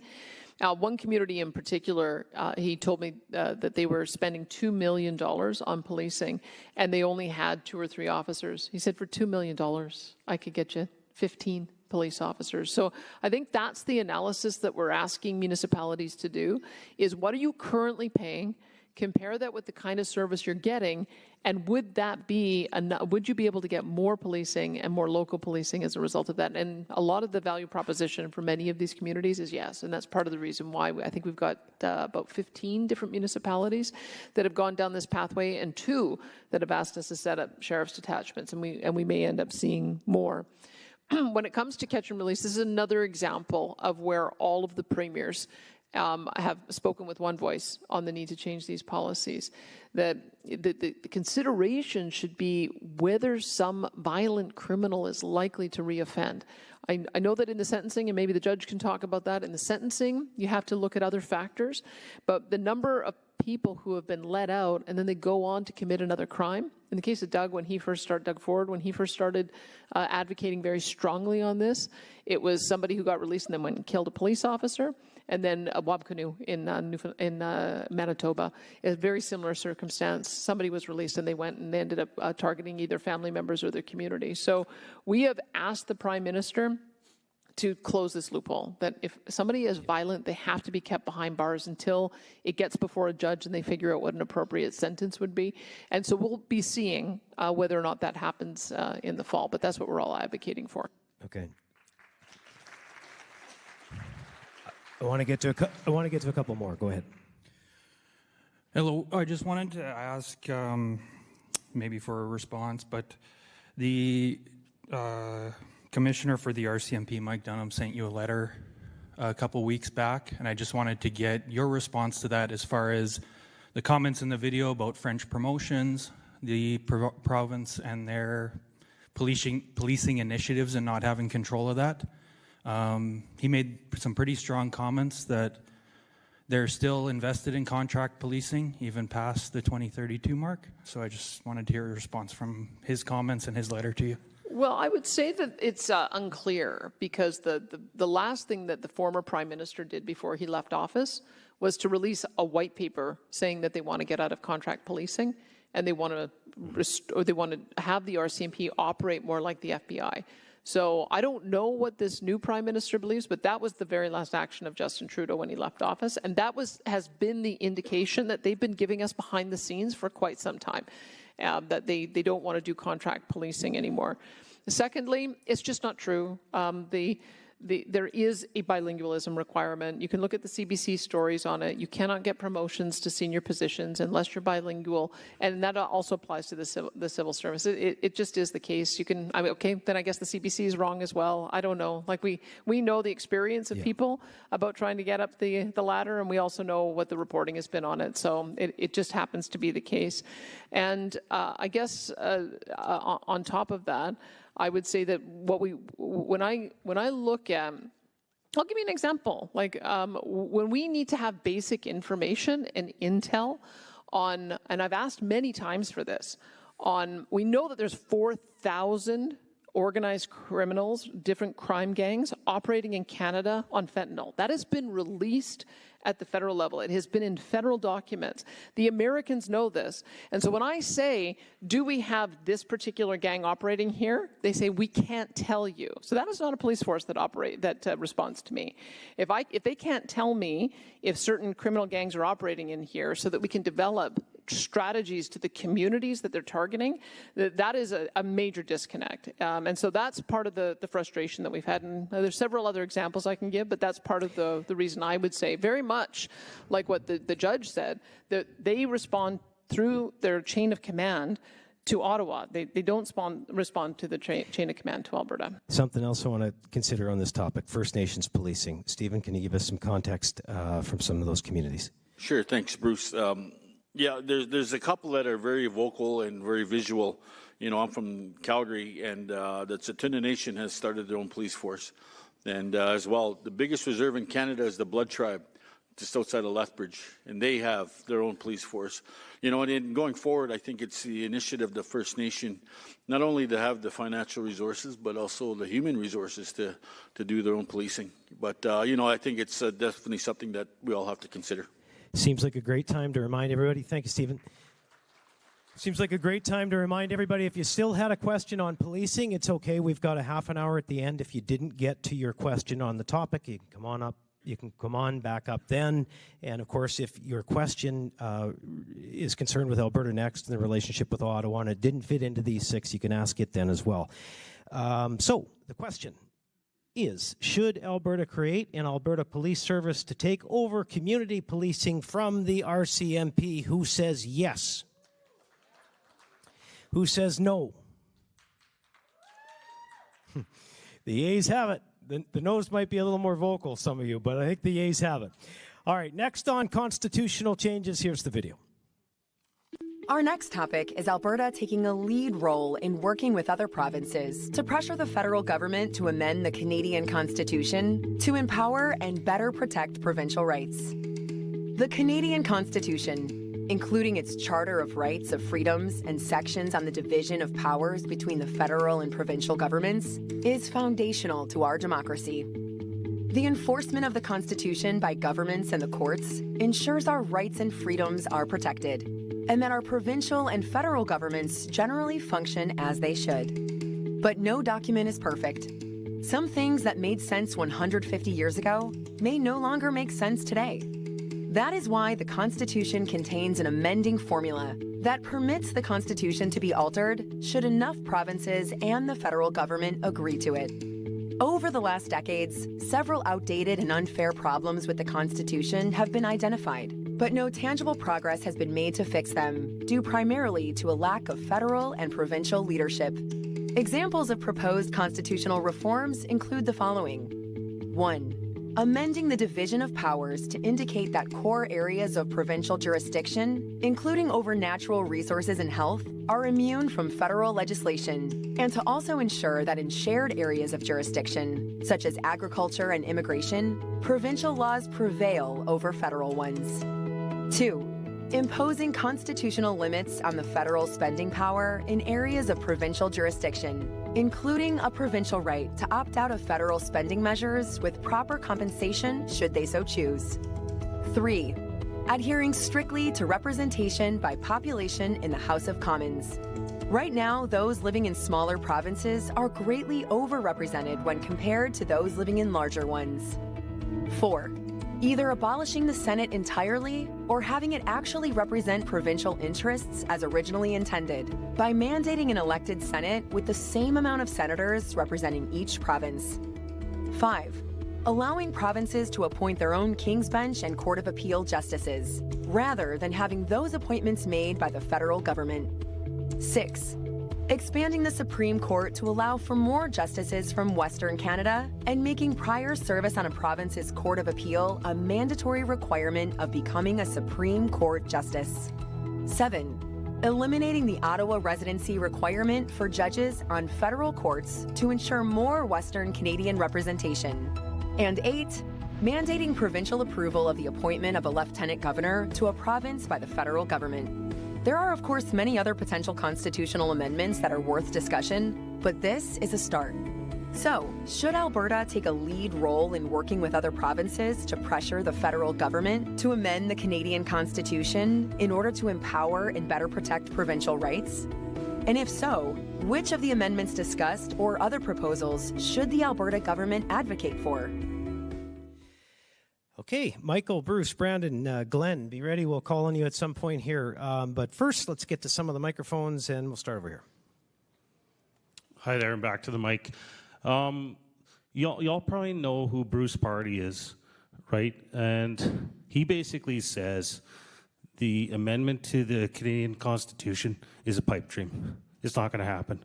There's just way too many self-interested parties, whether it's the provinces or special interest groups. It's not going to happen. It's a pipe dream. So I guess that's my comment. I don't think this question, is it a real question? It's not going to happen. So, well, maybe just go from there and get some comments on that. Let's ask Michael Binion to start this one. Okay, I know Bruce Party, and he is an incredible sophist, and he's an entertaining guy to watch in a debate. But he's wrong on this point.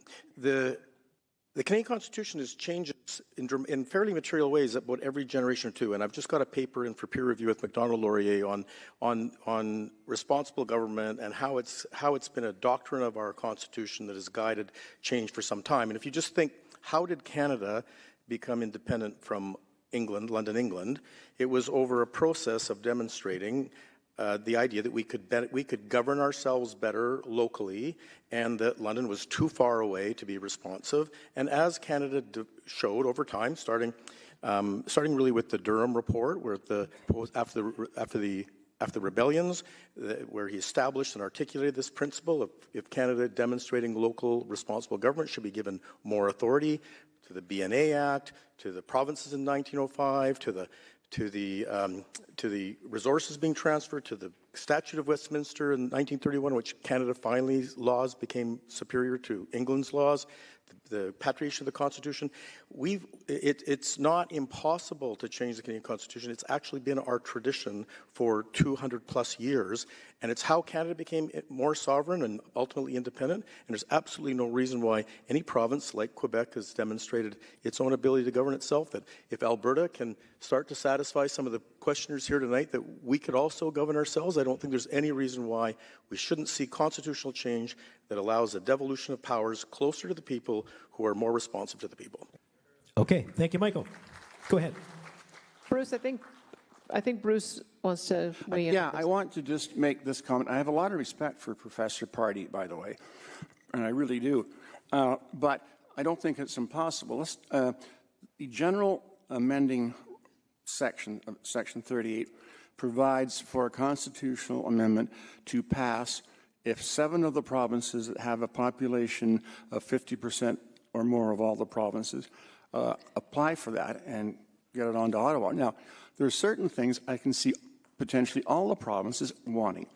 The first is the ability to appoint their senior judges, that is, the Section 96 judges in their province. That's the Court of Appeal judges and the Superior Court judges.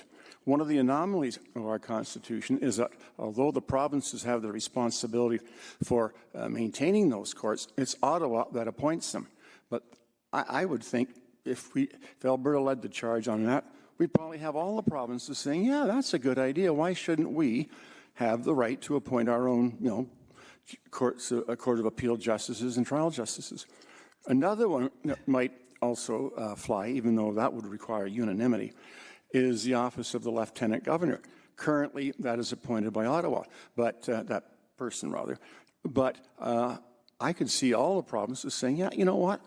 Maybe we should. It's the Queen's representative in our province. Maybe there should be a constitutional amendment on that too. So there's some very specific ones that I would say, with respect to Professor Party, where there's a will, there's a way. I can see, and those are just a couple, and I'm not going to get into it any further, but those are 2 that really stand out to me as ones that are very, very feasible. Excellent. Okay, over here. Hello. Sorry. My name is Nancy Critchley. I'm a cultural anthropologist. I'm originally a Newfoundlander, but I'm now a proud Albertan. I think when it comes to the Constitution, that the only thing the Alberta government should be worried about is the Clarity Act, which is the act that allows us to descend from Canada and to become an independent nation unto ourselves. Wasting our time with any other constitutional amendments when it comes to all the rest of Canada, we know from a history. They stole Newfoundland in 1949 based on all this. And I just think that as Albertans, we should be worried about spending our money on the only act in the Constitution that's important for us right now, and that's the Clarity Act. Thank you. Up here. Go ahead. Go ahead. Hi, my name's Carly Matthews. I'm born and raised Fort McMurray. I can appreciate some of the comments around some of the constitutional amendments to judges and things like that, but I certainly wouldn't want any part of this government leading the charge to do with our health care. Quite frankly, some of the decisions that have been made lately by this government call to question their ability to be qualified to lead anything. The fact that we're going to have to pay for our own COVID vaccines, $400 for my family coming up right before Christmas, I don't like that. The MHCare scandal, I don't like anything to do with that. So to put the answer to this question, in my opinion, is absolutely not. Okay. Not in favor of tackling constitutional changes. I wonder from an MLA perspective, how Glenn, Brandon, maybe Brandon, I'll start with you. You're closer, then we'll go to Glenn. What are your thoughts? Sure, thanks, Bruce. I could go year by year like Michael did with all the days. Since you already did it, I'm not going to go over that again, but it's a great history to learn. Look, when I think of this issue, I think of a lot of the problems that got us here at this table stem from the division of powers in the Constitution. If you look at Bill C-69, if you look at the emissions cap, you look at these clean energy regulations. So these are real world issues today that if we had more clarity or some constitutional changes, we wouldn't have to address these issues. The Premier mentioned, I think it was 15 lawsuits, where at the heart of those lawsuits, we have a federal government who is frankly ignoring or best case misinterpreting the Constitution. So these are the types of issues where if we can get some clarity, we can get some agreement with the other provinces, it will allow Alberta to be able to enjoy more economic prosperity. It'll allow Alberta to exercise its constitutional rights. And if we can define and clarify those a little better, then we can talk about how we can continue to grow the economic potential of Alberta. But it really does start with this issue. So I think this is a really important conversation to have. Excellent. MLA Van Dyken, do you want to jump in on top around in here and raise a comment? Yeah, and I'll try to be brief. One thing that I know most of my constituents are very keen on being independent family members and that they're able to be independent members of their communities. And I think that the conversation we need to have with regards to our provincial-federal relationship is largely about ensuring that the principles of subsidiarity, I believe that principle was developed in the Constitution, that the local organization that's closest to the concern is the form of governance over the issues. And that's largely why we see most of the social benefit issues, education, health, and services at that level controlled at the provincial level. But what we've seen over the last number of years, over the last number of decades, is where we see a federal government that sticks more and more of their ideas and their want to control some of those areas, where it mixes. I think it takes away from what the provinces were meant to be at the start of this federation. And I would like to see that we take a lead. I think it's important that provinces recognize their role in the Constitution and that we all take a lead in the direction that we as individual provinces need to for our constituents. Thank you, MLA Van Dyken. This microphone. Hello, my name is Lincoln, and I'm a 16-year-old living here in Fort Mac. I was born here, I was raised here, I've been here my whole life. So you talk about constitutional amendments to certain things like having a bigger provincial role in healthcare and such, because currently any federal judgment overrides what the provinces think, correct? So my main issue with this problem is certain protections that the federal government applies for vulnerable peoples that would not be fully guaranteed. Like, for example, I live with autism and that kind of thing. I know a lot of trans people. And I'm just wondering that you, as would be running the health system and your people, could you reasonably, without obviously putting things like parental rights and stuff, would you be able to protect that kind of thing? Yeah. Thank you, Lincoln. Lincoln, thank you for the question. Thank you for coming to the microphone. Premier, do you want to tackle Lincoln's question? Well, just a couple of things. We do run the healthcare system. We spend $29 billion on healthcare each year.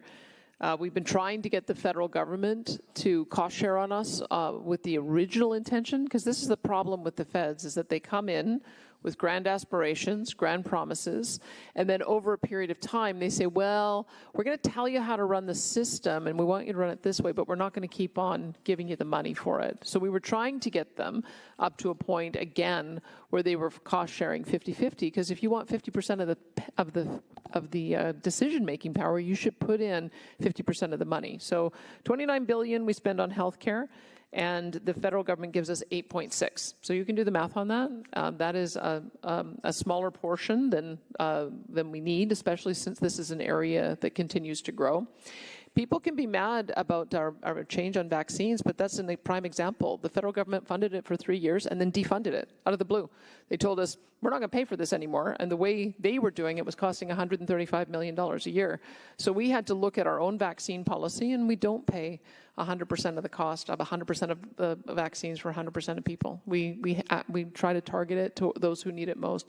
But that is just, I think, another example of when the federal government uses its spending power, they often come in with only a tiny portion of what it's going to cost to deliver a program, put the rest of the obligation on Alberta taxpayers, but then they take the lion's share of the money and don't transfer it back to us. That's the problem that we have. I mean, I'm happy to work collaboratively with the federal government on these areas, but we haven't seen that they've been an equal partner in a lot of these areas either. Thank you, Premier, and thank you, Lincoln, for the question. Over to this mic. Yeah, thank you so much. My name is Greg. I've been in this Fort Mac for 13 years. And my question is, I agree with that Alberta should take a lead on constitutional change, because I would say Fort Mac has been the most cheated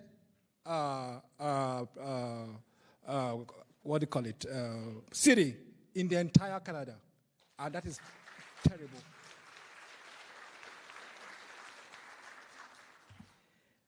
All for constitutional changes. Over here. Back to the other side, sorry. Hello. I was just wondering, with the unequal representation in the government between the eastern and western provinces, why would the eastern provinces want to work with Alberta to reduce their own representation and give us more representation? Boy, that's a good question. And there's like 10 of you that could answer that. So whoever's first will be like Family Feud. Hit the buzzer and go. Let me just give you a story so that you can see that the issue really is it's the federal politicians that probably don't want to change it, in particular the ones who are benefiting from the system that we have right now. Because I was having this conversation with the Nova Scotia Premier. I was saying, don't you understand why we're so upset about the Senate distribution? Tam, you've got like 1 million people in your province. We've got 5 million people in our province. You have 10 Senate seats, and we have 6 Senate seats. Can you see why that's a problem? He said, oh, I didn't know we had 10 Senate seats. Like, that's how disconnected that federal chamber is from the day-to-day decision-making of the premiers. If you think that the premiers spend a whole lot of time thinking about what's happening in the Senate, they don't, because we have no control over who gets appointed there. That's a total federal decision. So that becomes an act of will by the federal government. And that's why I'm saying is that I think that if we can find some areas of common ground with the fellow premiers, then we might be able to make some of these changes. I might leave it to somebody else to talk about the House of Commons representation. Okay, we've got a couple of videos left and some time at the end we want to save as well. So let's get to the question. Should Alberta take a lead role in working with other provinces to pressure the feds to amend the Canadian Constitution to empower and better protect provincial rights? Yay. Nay.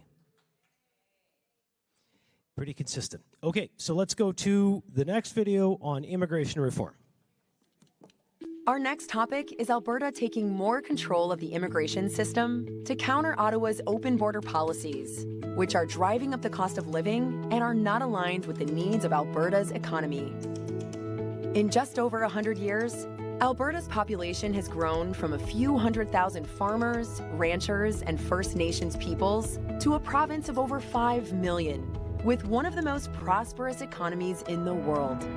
This great success story would not have been possible without new Albertans moving here from all over the world. That is why Alberta has always welcomed newcomers looking to contribute to our province's economic success and unique culture. And we always will. However, as all Canadians intuitively understand, the number of newcomers entering the country each year needs to be sustainable, and everyone wanting to come should be committed to upholding the Canadian values of hard work, love of freedom, and peaceful coexistence.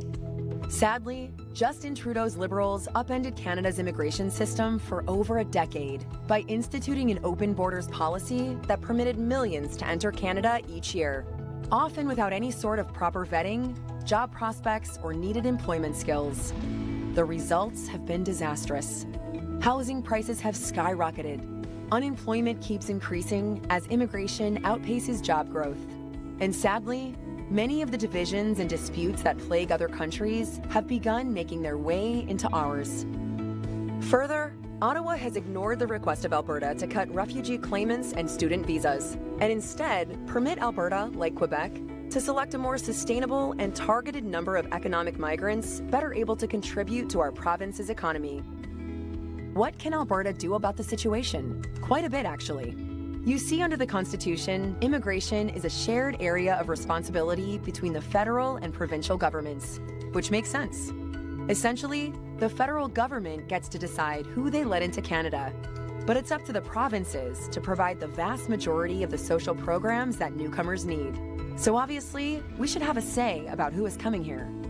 If Alberta isn't satisfied with the number or economic qualifications of newcomers moving to our province, we may have the option to withhold provincial social programs to any non-citizen or non-permanent resident who does not have an Alberta-approved immigration status.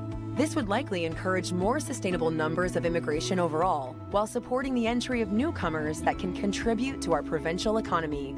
If Alberta went this direction, Ottawa could decide to fight Alberta on this issue in the courts, and there would be some additional costs in taking a more hands-on approach to immigration. However, much, if not all of that cost, could be offset in corresponding savings to our social programs. So, should Alberta take more control of the immigration system in this way, or continue with the status quo? And how can our province convince Ottawa to act more responsibly with their immigration policies in the future?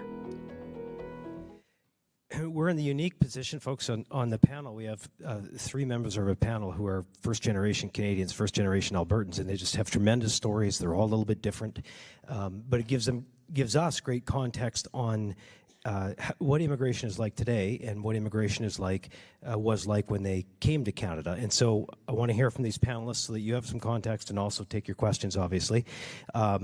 But not to put you on the spot, but Dr. Benny Zhu, would you kick us off and tell people, you know, what brought you here and when, and what it was like then, what it was like now? Thank you, Bruce.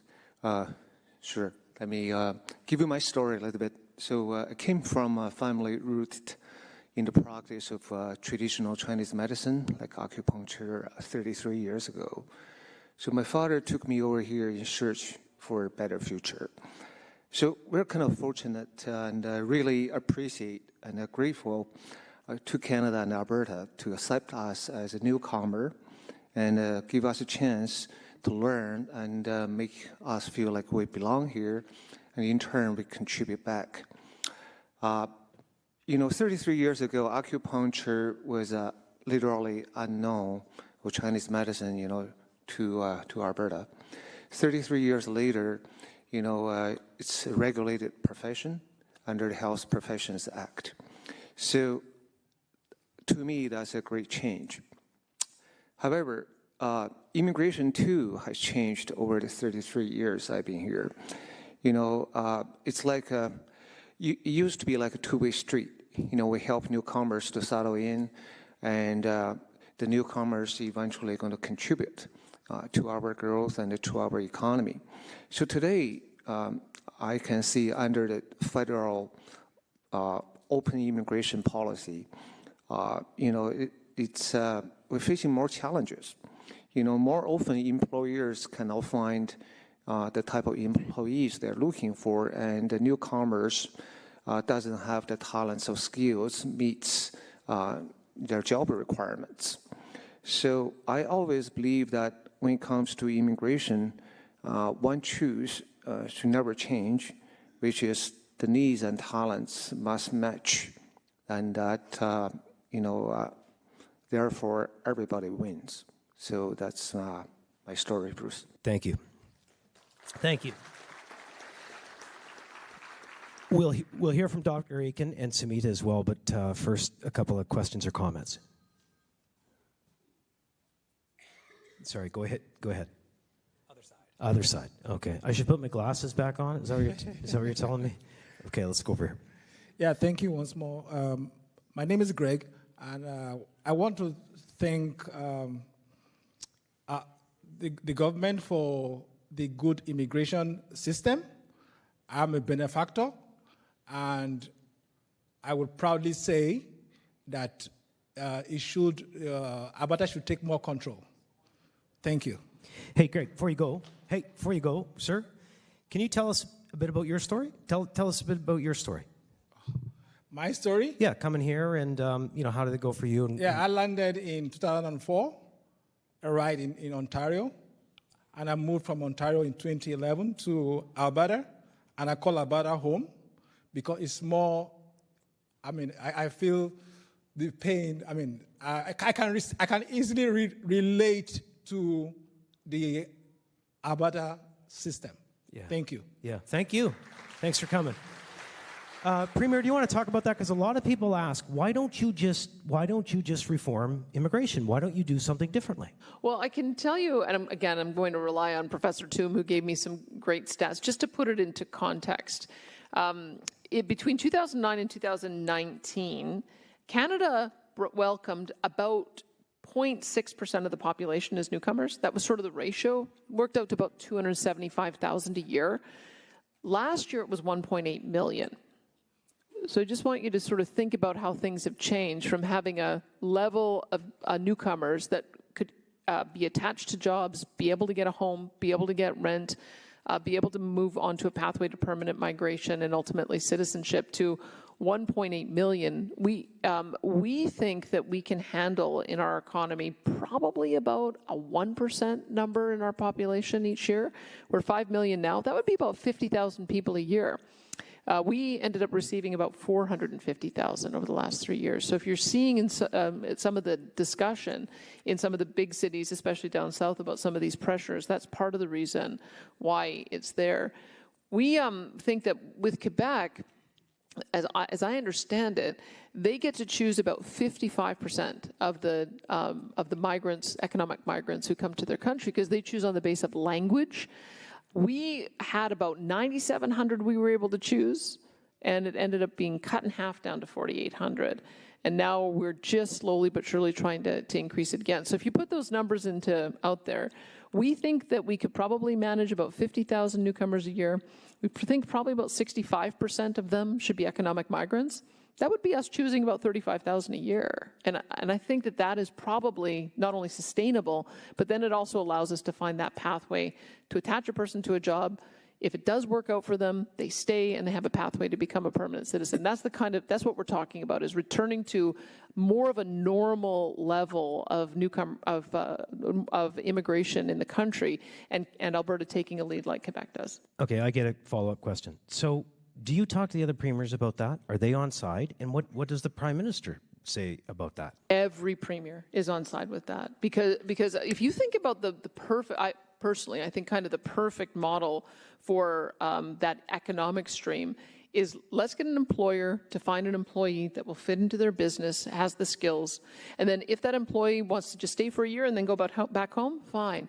But if they think that they want to build a life here, now you can find a pathway for them to become a permanent resident, and that becomes the pathway to citizenship. So every single premier has asked, as soon as they unilaterally cut everybody in half last year, every single premier has asked for more, and the immigration minister initially said, no way, no how, and then the prime minister stepped in and said, actually, we've got to adjust that. So I think Alberta's new allocation is going to be another 1,200 or so more, but you can see it falls far short of what we think we need to be able to identify the needs in our economy and be able to attract those citizens. Still to come, Dr. Aiken and Samita, but let's go over here.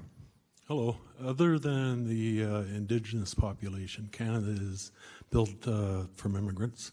My grandparents, their first language was Scottish Gaelic. They didn't learn English till they were about 5 or 6 years old.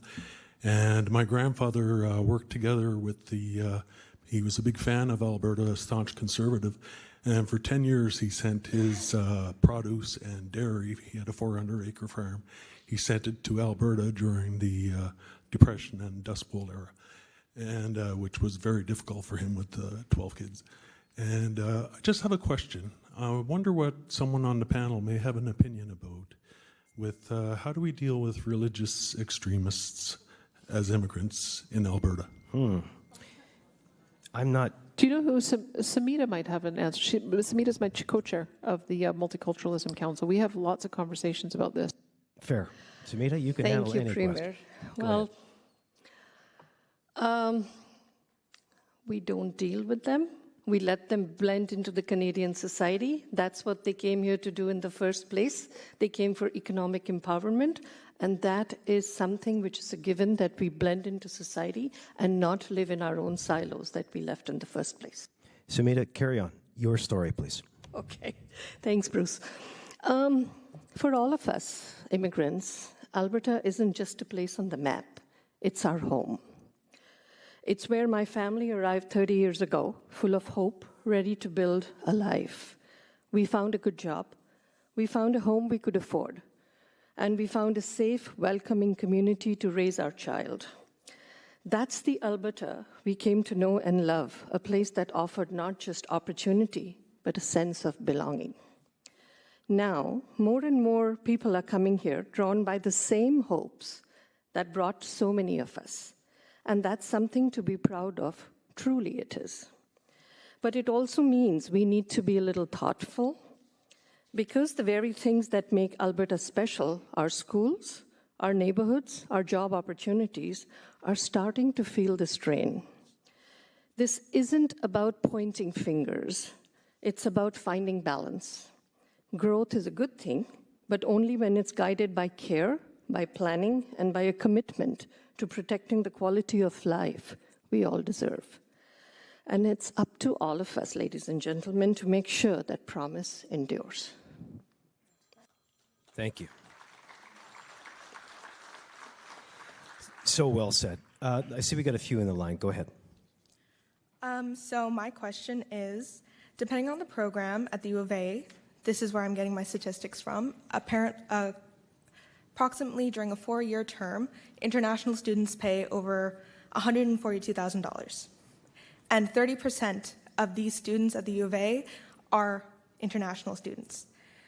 So do you have anything in the budget or any plans in the future to see how you will fix this detriment that will happen if these students have their student visas cut? So the question is, the funding will go down if we reduce the number of foreign students, and how do we intend to make up for that shortfall? Yes, especially since right now, education has such a low budget. Yep. Okay. Sure. Let me jump in, and I'm sure that Professor Toom will be able to weigh in as well. Surprisingly, when the federal government came in with its restrictions on international students, they gave a quota to each province about how many international students they were allowed to approve. We were already below our quota. we already received fewer international students than the rest of the country. This is why, as they've really clamped down, you haven't seen the kind of layoffs that you've seen in Ontario. Ontario has been very dramatic, the number of layoffs that we've seen as a result of losing those international students. McGill is in grave, grave trouble. But I do talk to those who are within faculties at different universities and colleges, and what they tell me is because we were never all over-reliant on international students, it's not having the same kind of effect. There may be others on the panel who can tell you a little bit more on that, but let me throw it over to Trevor too. So that's pretty well said. I mean, I don't want to speak for any university, certainly not the University of Calgary here, but that's right. The number of international students that we had were under the quotas. We have seen drops in applications that affects the quality of students that are brought into different programs, but it hasn't at all been the kind of financial hit that we've seen elsewhere in the country. Okay, great. Terrific. Thank you for the question. And let's just stay over there because the line's a little longer. Go ahead. Who's next? Hi, it's me, Phyllis, again.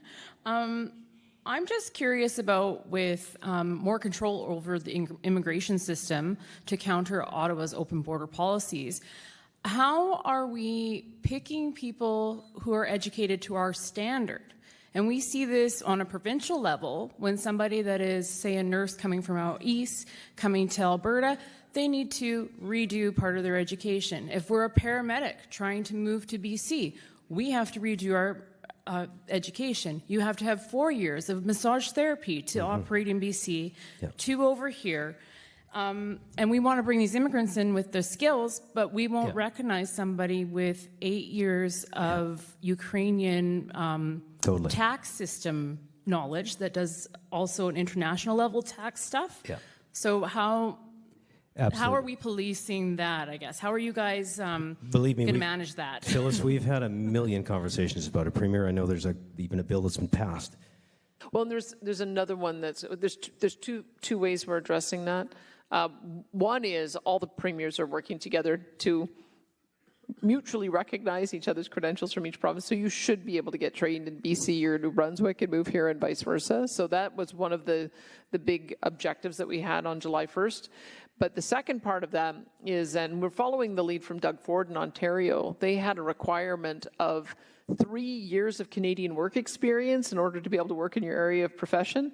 Well, how are you going to do that? How are you going to be able to work in your profession if you can't get the job because because you don't have work experience? So they eliminated that. And what they allow for is somebody in a trained profession to be supervised and work. And if there are any additional training that they need, they get it while they're working. So it's seamless. And so, again, those are things that we already can do and probably already should have done. But when it comes to how do you choose the newcomer? We would like that to be, and maybe I should get Adam Legg to weigh in on this, we would like that to be led by the business community. If the business community has somebody on their staff and they say, hey, you know what, I came from this community, wherever it would be, I know that my brother, sister, uncle, cousin has the same credentials, I can vouch for them, why don't we bring them over, get them trained up? I think that's normally how people end up finding a job, is through that kind of network, but that really should be led by the business community, and that will ensure that it's fair, because we have a massive diaspora in Alberta. I think we have got every cultural and linguistic and national group represented here by those who have arrived. And so I think that is probably the way that we'd be able to do it. But I'd love to hear Adam's response. Yeah, thanks, Premier. The business community would ideally love to see exactly that kind of scenario where they could identify the needs that they have and then work to target collaboratively with government, immigrants in other countries to fulfill those needs. The challenge is that the federal immigration system scoring approach has been changed so dramatically over the years.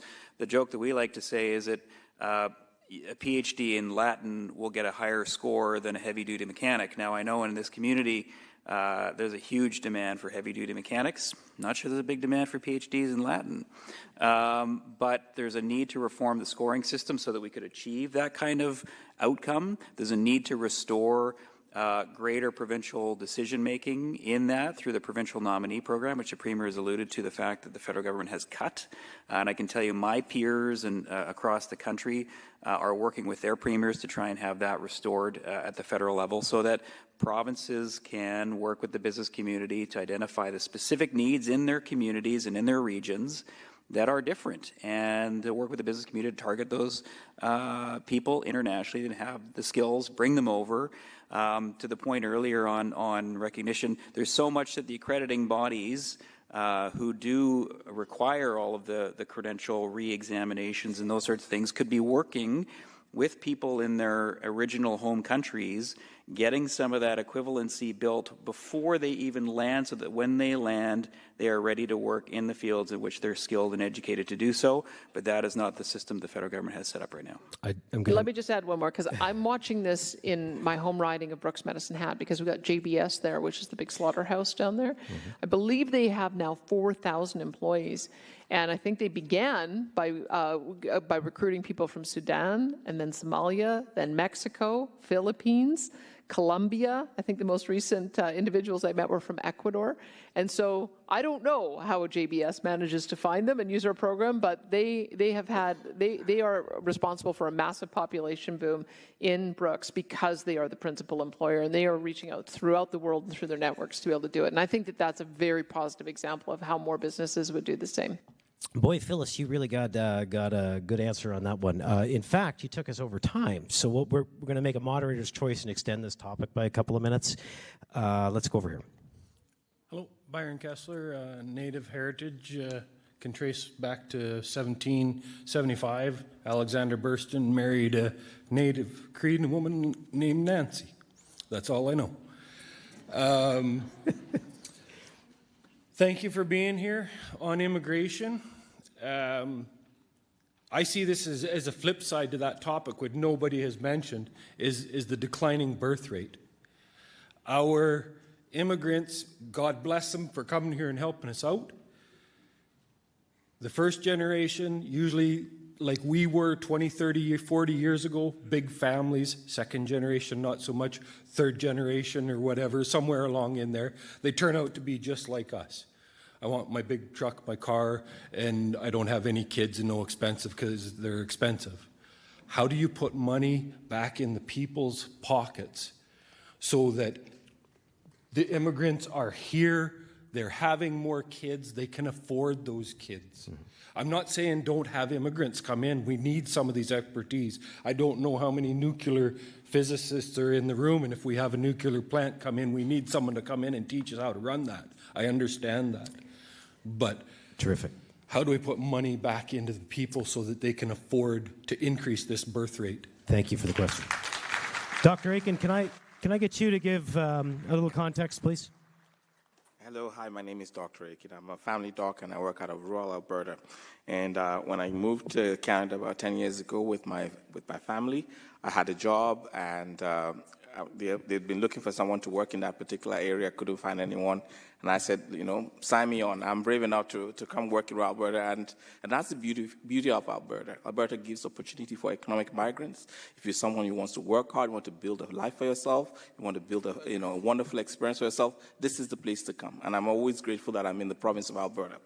And what I've seen that has changed in the last couple of years has been just that before immigration was based on your skill set, and you had an employment, you had a job, but now that is all seemed to be out of the way now. There's just the numbers, it's just huge numbers of immigrants coming in, the scale, the delta of how quickly the change of the immigrants, as well as the quality. We want more economic migrants, but now we have a huge amount of temporary workers.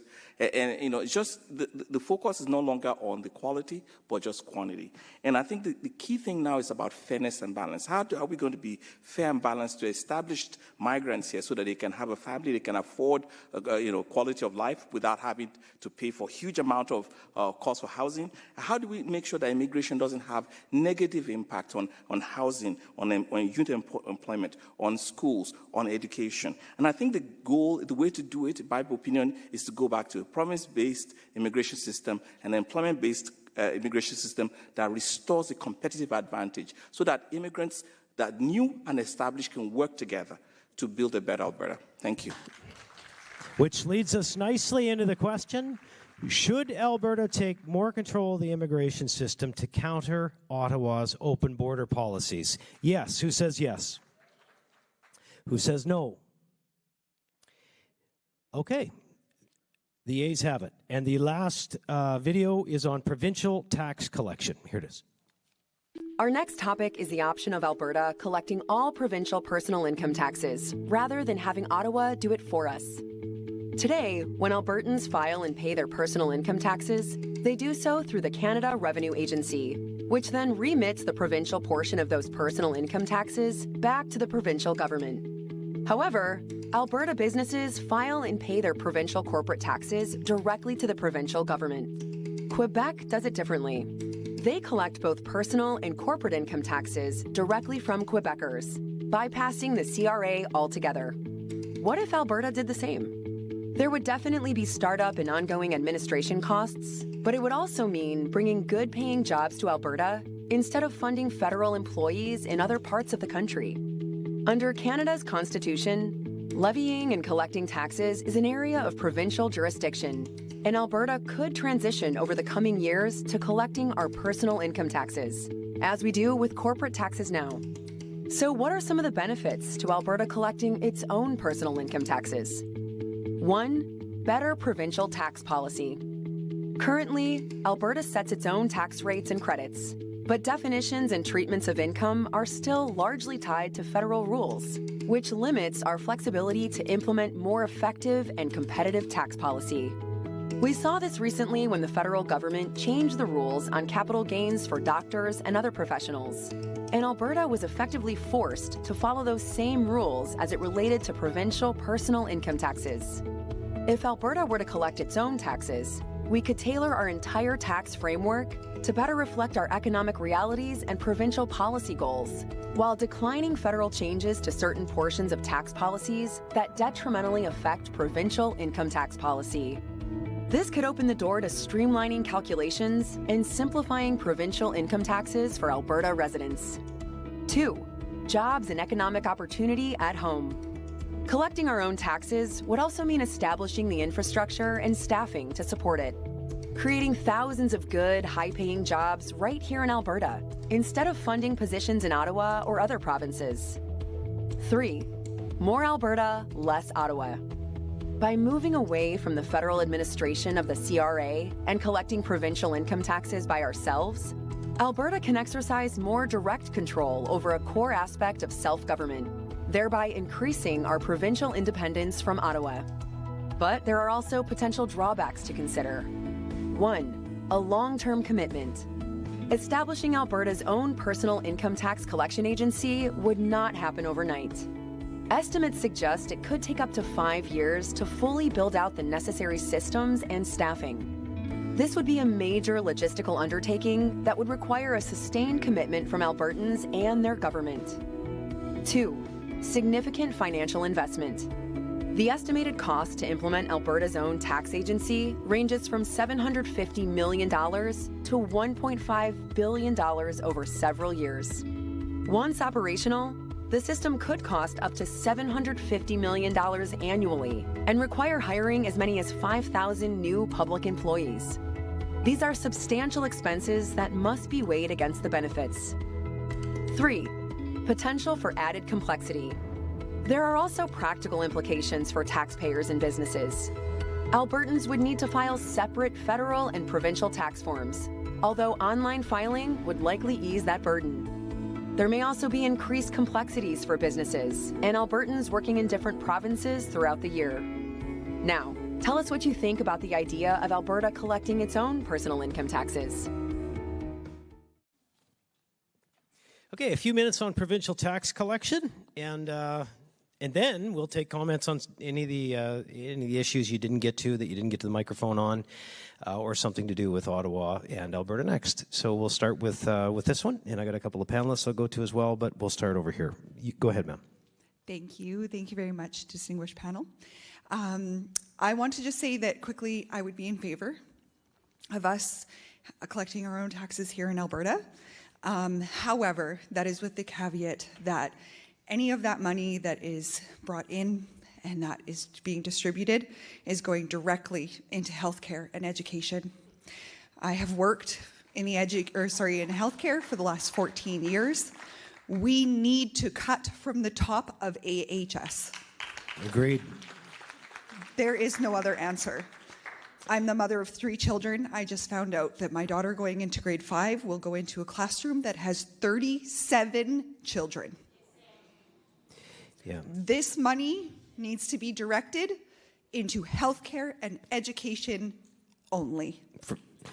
Thank you for the question. Thank you for the comment. I think frontline workers for sure. Yes, Premier, I've heard you address it in healthcare many times. Do you want me to, we face almost the opposite problem on healthcare and education in that we delegated the authority to different agencies to deliver on our behalf.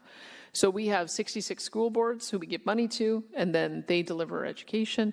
And we were giving money to AHS, and then they were delivering healthcare. When we started to take more control back on AHS, one of the things I was told is that there were only 2,500 people in administration. As we started going through figuring out who does not see the whites of eyes of a patient, we're now over 11,000. So that's one of the things that we discovered that none of the administrators at AHS were ever going to tell us. I could tell you more stories, but I'll just leave that as an example. And just look at the example that you gave. We can give about $12,000 to $14,000 per student in the public education system. So I just did the math. 37 kids in your class times $12,000 is $444,000. That's enough to hire a teacher and an education assistant and have probably 50% of that money left over. So where's the money going? That's what we're asking. We're asking that to the school boards. It's a great question. Thank you. And as part of the reason why we're doing the consultation on how special or how education assistants are being deployed, we've got 29,000 severe special needs kids. We only have 11,000 education assistants in the school systems. So we think that there might need to be more parameters that we set about how to give that support in the classroom, so that if you're going to have the larger sizes, you've at least got someone there to lend a hand. I know that is a little bit off topic, but that's fine. It was kind of in the reverse order. No, that's fine. And yeah, complexity in the classroom is a great point, and that's why Minister Nicolaitis is looking into it and what we might do about it. I would just say if people don't want to talk about provincial tax collection, if there were any of the other topics that you didn't get to speak to, go ahead and line up now, because I don't see a bunch of people on those. But let's go over here if we're still on provincial tax collection for a couple more. I'd just like to say my name is Jennifer Stevenson. I've lived in this community for 20 years. I love it here until now. But anyway, I saw the tax brackets flash up very quickly. And my question is, we've talked about equalization payments here a lot tonight. A lot of the people in Fort McMurray, not me unfortunately, but a lot of people in Fort McMurray would be in the 10 to 15% provincial tax bracket. That doesn't include your federal, just your provincial tax bracket. So would that money stay in Fort McMurray? Like, would Highway 63, if any of you got to drive up it for this wonderful panel that you're being paid well for, if anybody drove up that, did you get any flat tires or break the tie rods off in your car? So will our money stay in Fort McMurray, or will it be used in all the other communities in our province to equalize everybody's, constitutional rights? Thank you. Minister Jean, if you're looking for an assistant or somebody to help you, I think I found somebody that will advocate as strongly as you do in caucus for Fort McMurray. Go ahead. Premier, did you want to say anything to that, or should we just jump along? Because we've got a lot of people in line. Well, look, I mean, we know that we have a number of investments that we have to make in Northern Alberta. As I mentioned, both your MLAs are here. And if you want to give them some feedback on that, it's the reason why we've announced Highway 686. It's the reason why we've announced that we're going to build a road to La Loche so that there's a couple of different egresses and also a connection of the north. It's the reason why we're investing in schools, why we're investing in building out surgical centers, including putting the emphasis on rural hospitals and surgical centers, especially in Fort McMurray. Because it is so remote, we have to make sure that we've got the resources close to home so that people are able to get the service that they need here. That wasn't the case under what we've seen in the last 10 years. We've seen services hollowed out. We're reinvesting back in. But I know that Bruce is quite right. Both Brian Jean and Teddy are absolute huge voices for making sure that we're addressing some of those gaps. So if there's some other things that you want to raise with them, they're here tonight. That's it. Here. I think I just saw the microphone move to somebody in the audience. Can we go over here?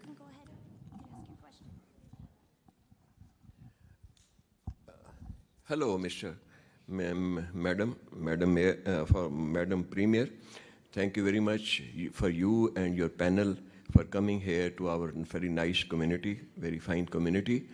I remember your nice speeches from 13 years back when you came here with our very favorite personality, ex-mayor Guy Butler. God bless her, bless him, his soul. My point is regarding pension. I'm a little out of step. I got late also.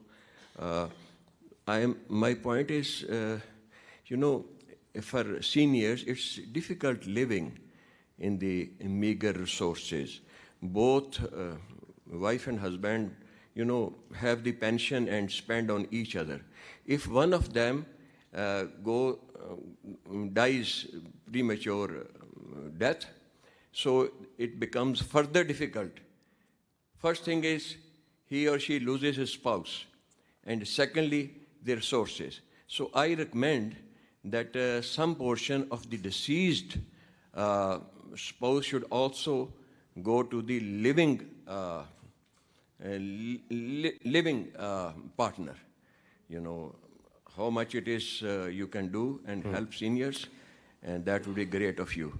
Thank you very much. Thank you. Thank you for that comment. Can I get Andrew Judson to respond to that? Because Andrew has done some analysis of how we would not only be able, with the additional amount of premiums that people pay, we would not only be able to provide the same level of benefits, but those additional premiums could go into an individualized account for each person that would grow over time, and then when somebody died, they'd be able to bequeath it to their family. If we had our own pension plan, we'd be able to do that. I don't know, Andrew, if you want to talk about that? Well, yes, Madam President, that's very well said.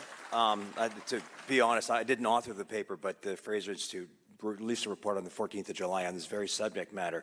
And as I said previously, because the contributions in the Alberta-based system would fall by as much as half for the same level of benefit, the individual contributor would be able to take that, put it in a parallel private sector program, which exactly as the Premier points out, would be in a position to be bequeathed to the surviving spouse.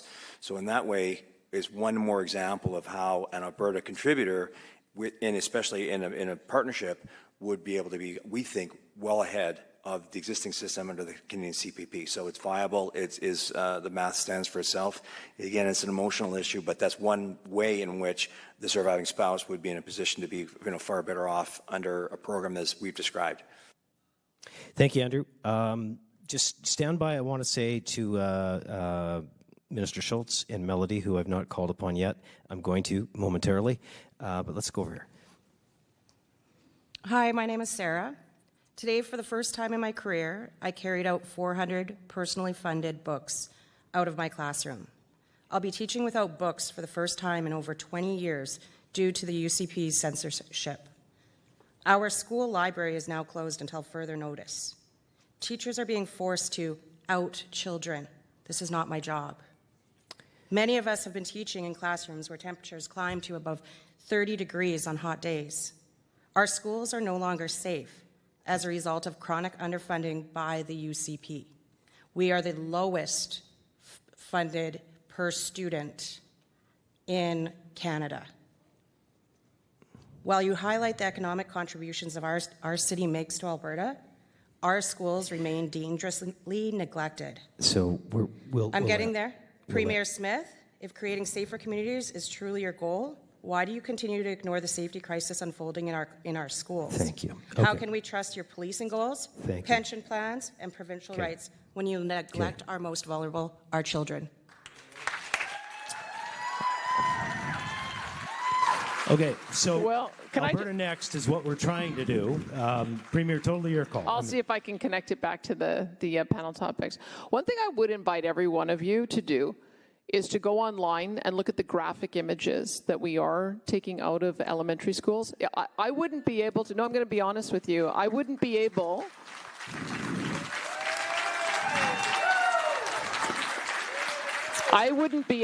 to hold up an image, because we're broadcasting this, I wouldn't be able to hold up an image without a warning of graphic image of pornographic materials, including detailed sex acts, because it would offend our audience. And if our audience, adult audience, would be offended by that, a 7-year-old shouldn't be watching that. That's it. So Here, here. I'm glad. I'm glad that. Here. And if this is not. So one of the things that so- we need to talk about when we talk about tax collection is how different it is from what the feds do and what the province does. So let me connect this back though. What I would like to ask. Let me connect this back though, because that was exactly what I was saying, is that we have to have, what's responsible government means that you also have to have line of sight on where the dollars are going. And my earlier response to that other teacher, you can do the math too. How do you have 37 kids in the classroom? We're paying $12,000 per student, $444,000. Something is missing. Something is getting lost in translation, and there is too much administration, and we've got to address that. That would be the other part. Okay. And when it comes to safety in schools, I mean, one of the things that we are doing is that we're restoring confidence in our police service. There was a defund the police campaign that I think demoralized our frontline services. And that's part of the reason why we're reinvesting in Calgary, in Edmonton, in Indigenous forces, as well as in the sheriffs, so that we have more ability to not only do the policing in our local communities, but also be able to provide those resources in the schools the way we used to in the past. So that's part of the reason why we're also thinking that we will be able to have more local policing, more local decisions if we have more ability to take over that area. I'd linked it back, Bruce. You did, except I just want to make a point. We've had a great night here. Thank you all for coming. So keeping it on task with what Alberta does next and what direction we should take with the federal government. Please bring those questions to the podium, and I won't have to ask the mic to be cut. But that's what we're going to stick to, because that's what we're here for. And if somebody else has another agenda, I'm sorry, but we're not going to play along with that. So let's go over here. And Adam, I'd like you from the Business Council of Alberta to consider the question on provincial and federal taxes and how your members deal with it. I'd like to come to you for context next, but go ahead. I just want to thank everybody for coming up to our amazing town. My name is Sherry. I am a 6+ Albertan of generations. I was born here. My children are born here.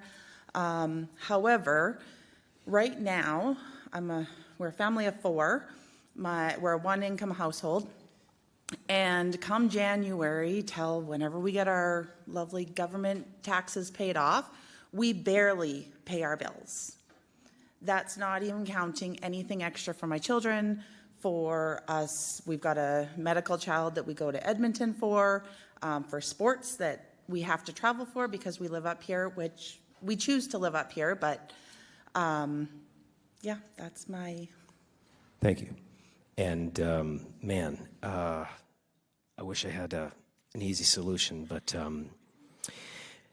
I don't. Holy cow. Brian Jean and Tanny Yao are both here. I hope that you'll meet with this lady, and I don't know what we might do, but maybe help her and her family out somehow. Can you, Adam, to the question I asked before we went to that lady, give us some context on provincial federal tax collection and how it impacts your members? Well, I think a number of the proposals through the panel process are ways in which Alberta can create some competitive advantage. And from my members, who are many of the companies in Alberta, the way they try and continue to grow and to invest is to have the best people and the best talent. And if Alberta can continue to attract the best people, given they're going to choose to live other parts of Canada, other parts of North America, other parts of the world. And so from a tax collection, if the ability for Alberta to collect its own taxes and then do some unique and more competitive things creates an incentive to bring people to Alberta to work here, to live here. That is viewed as a positive. There's lots of aspects of this to be further analyzed and worked out. Other aspects like the immigration reform is also positively viewed, some of the constitutional changes, et cetera. I mean, at the end of the day, our desire is to see that there is fairness and functionality restored to the Federation. Canada is a work in progress, so we haven't figured it out, as we've seen many of the comments tonight and some of the information put forward. And you know, we firmly believe that Alberta is stronger in Canada than it is outside of it, and so that is our endeavor, is to continue to work on that. But we do need to see progress and change and things improve to better the fairness and functionality of the Federation, because we haven't got it right yet, and Alberta's being penalized, and our resource sector is being penalized, and we need to get to a better place in Canada from a fairness and functionality standpoint. Thank you. Hey, Melody, on agriculture, I just wonder from an agriculture perspective, you're on a farm in the country, dealing with Ottawa, dealing with Alberta. What would your message be to people that aren't in that industry for them to know? Yeah, so I'm going to actually flip that on its head because I don't like the way you asked it. Sorry, Bruce. I want to talk to you about food because what you just said, ma'am, is about food affordability and food security, okay? And so agriculture, that's what we do. We grow food, right, to feed citizens of Alberta as well as citizens of Canada and the world. And I think when we're talking about provincial taxes and we're talking about all of these issues, I link it back to good governance is about looking at all levels of government and making sure they are using money efficiently and effectively, and we have to review that on occasion. From the food security perspective and affordability for you and your family, there's things we need to change at the federal level. There's policies that are driving programs that are not necessary when you can't afford to put food on the table. We believe in supporting environmental initiatives as farmers and ranchers. That's how we make our living as well. What I don't need is someone mandating me to do it, which will drive my cost of production up, which means you pay more. And I think that's where we've got to find the balance. Thank you, Melody. Go ahead. Hi, I'm Michelle. I'm a new graduate nurse. I graduated from Keyano, actually. Congratulations. Thanks. One thing I have witnessed so far in my short career is our surgery unit losing 15 nursing staff. This number includes RNs, PNs, and HCAs. This was in June due to the cutting of 10 beds from that unit. We had a last year posted for 2024 graduates, many transitional nursing positions, as well as funded preceptorships, which were all taken from my class, so I did not have a funded preceptorship, and there have been, so far, no transitional nursing positions posted. Hey, Melody, I promise you, your local MLA can take that on for you.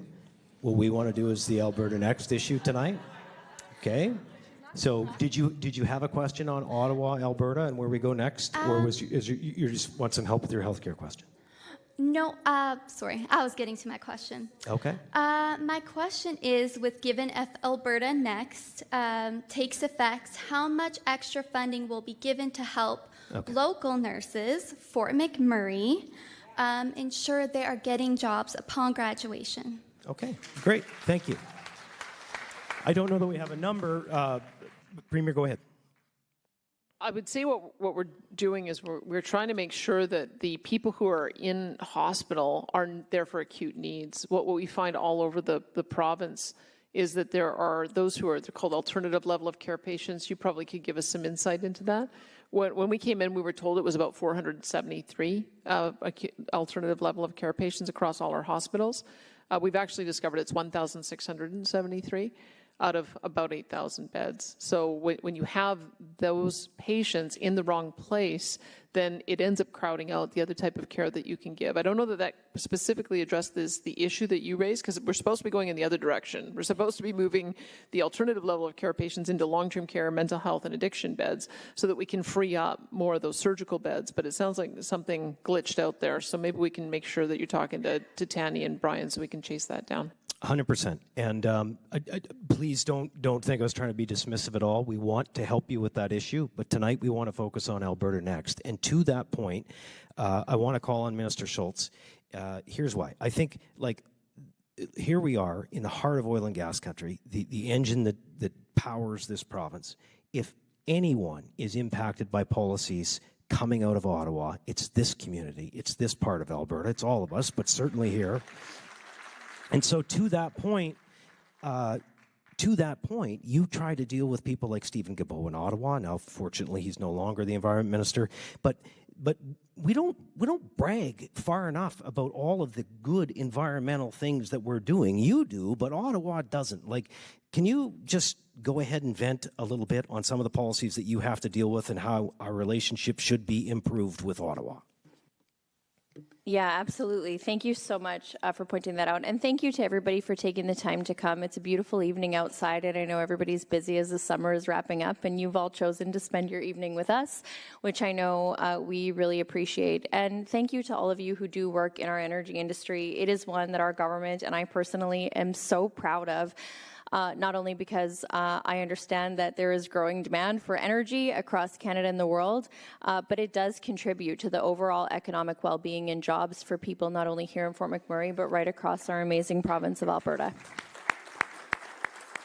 And so I would say, I mean, I have been over the last 2.5 years, part of my job, I wish it wasn't fighting with the federal government, but it really is defending Alberta against nonsensical and radical environmental policies that are not anywhere based in reality. Starting with the clean electricity regulations, this would cost billions of dollars. One independent report said that this would cost up to $1.7 trillion. That would also put our energy grid at risk. Imagine being in a rural, remote northern community and not in the middle of the heart of our energy industry and not being able to have enough natural gas to keep you warm in the winter or keep your air conditioning pumping on a day like this. That is what the clean electricity regulation will mean. Nobody wants to invest in natural gas peaker plants. Why? Because the standards that the federal government is asking for have not been proven anywhere in the world. So who's going to take a risk in investing in that when you don't know if you're going to be able to operate it? And the other risk is that the federal environment minister has the ability to throw you in jail for turning that technology on. That makes absolutely no sense, and that's not just Alberta saying that. The Ontario electricity regulator has also said that. Saskatchewan has also said that. We've heard it in Atlantic provinces as well. It makes no sense. The C-48, the tanker ban, we have a federal government who is out there saying that they are having discussions with countries around the world to deliver them natural gas. We're talking places like Germany, Poland.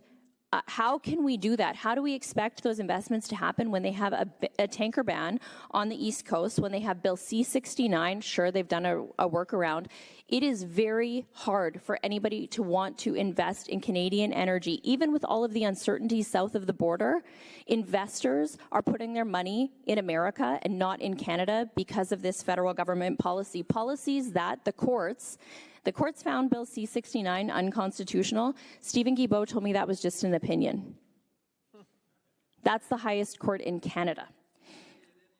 Well, I think he knows a little bit about breaking the law from personal experience, but you know, here's the other thing, the emissions cap. This impacts this community directly. That would cost billions of dollars, $282 billion in lost GDP. GDP doesn't mean a lot to just an everyday family, but a number that does mean a lot to a regular everyday Alberta family is up to 90,000 jobs lost in Alberta alone and more than 100,000 jobs lost across Canada in other related industries. When you think about that being designed, and it's not designed to cut emissions, it's absolutely not. If we care about emissions, we would invest in our energy industry, get our energy out of Canada and share it with the rest of the world to reduce global emissions. This is about reducing production, which is an area of provincial jurisdiction, and it relates to our conversation about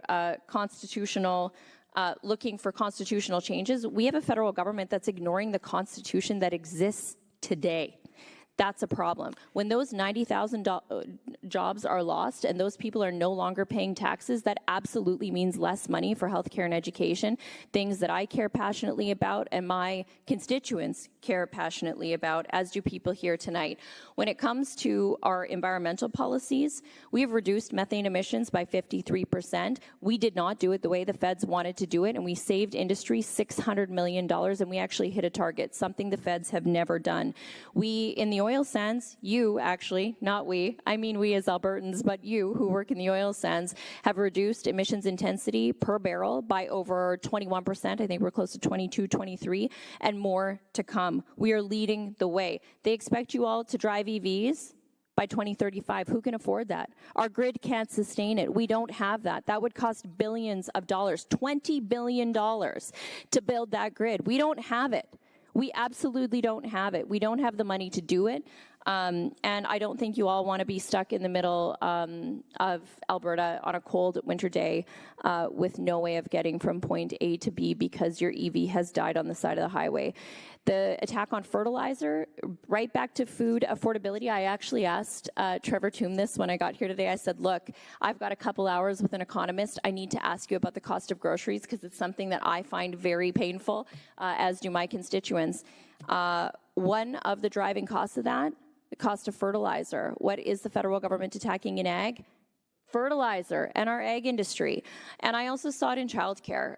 The first couple of times I came to Fort McMurray, I was the minister responsible for childcare. What did the federal government do? They offered us our own tax money back. They said they'd give us flexibility to do things the way we need to do it, and then they didn't do it. They've now created an expensive system that's not working anywhere in Canada, and you know what they're going to do? They're going to blame provinces and expect all of you as taxpayers to come up with the rest of the money.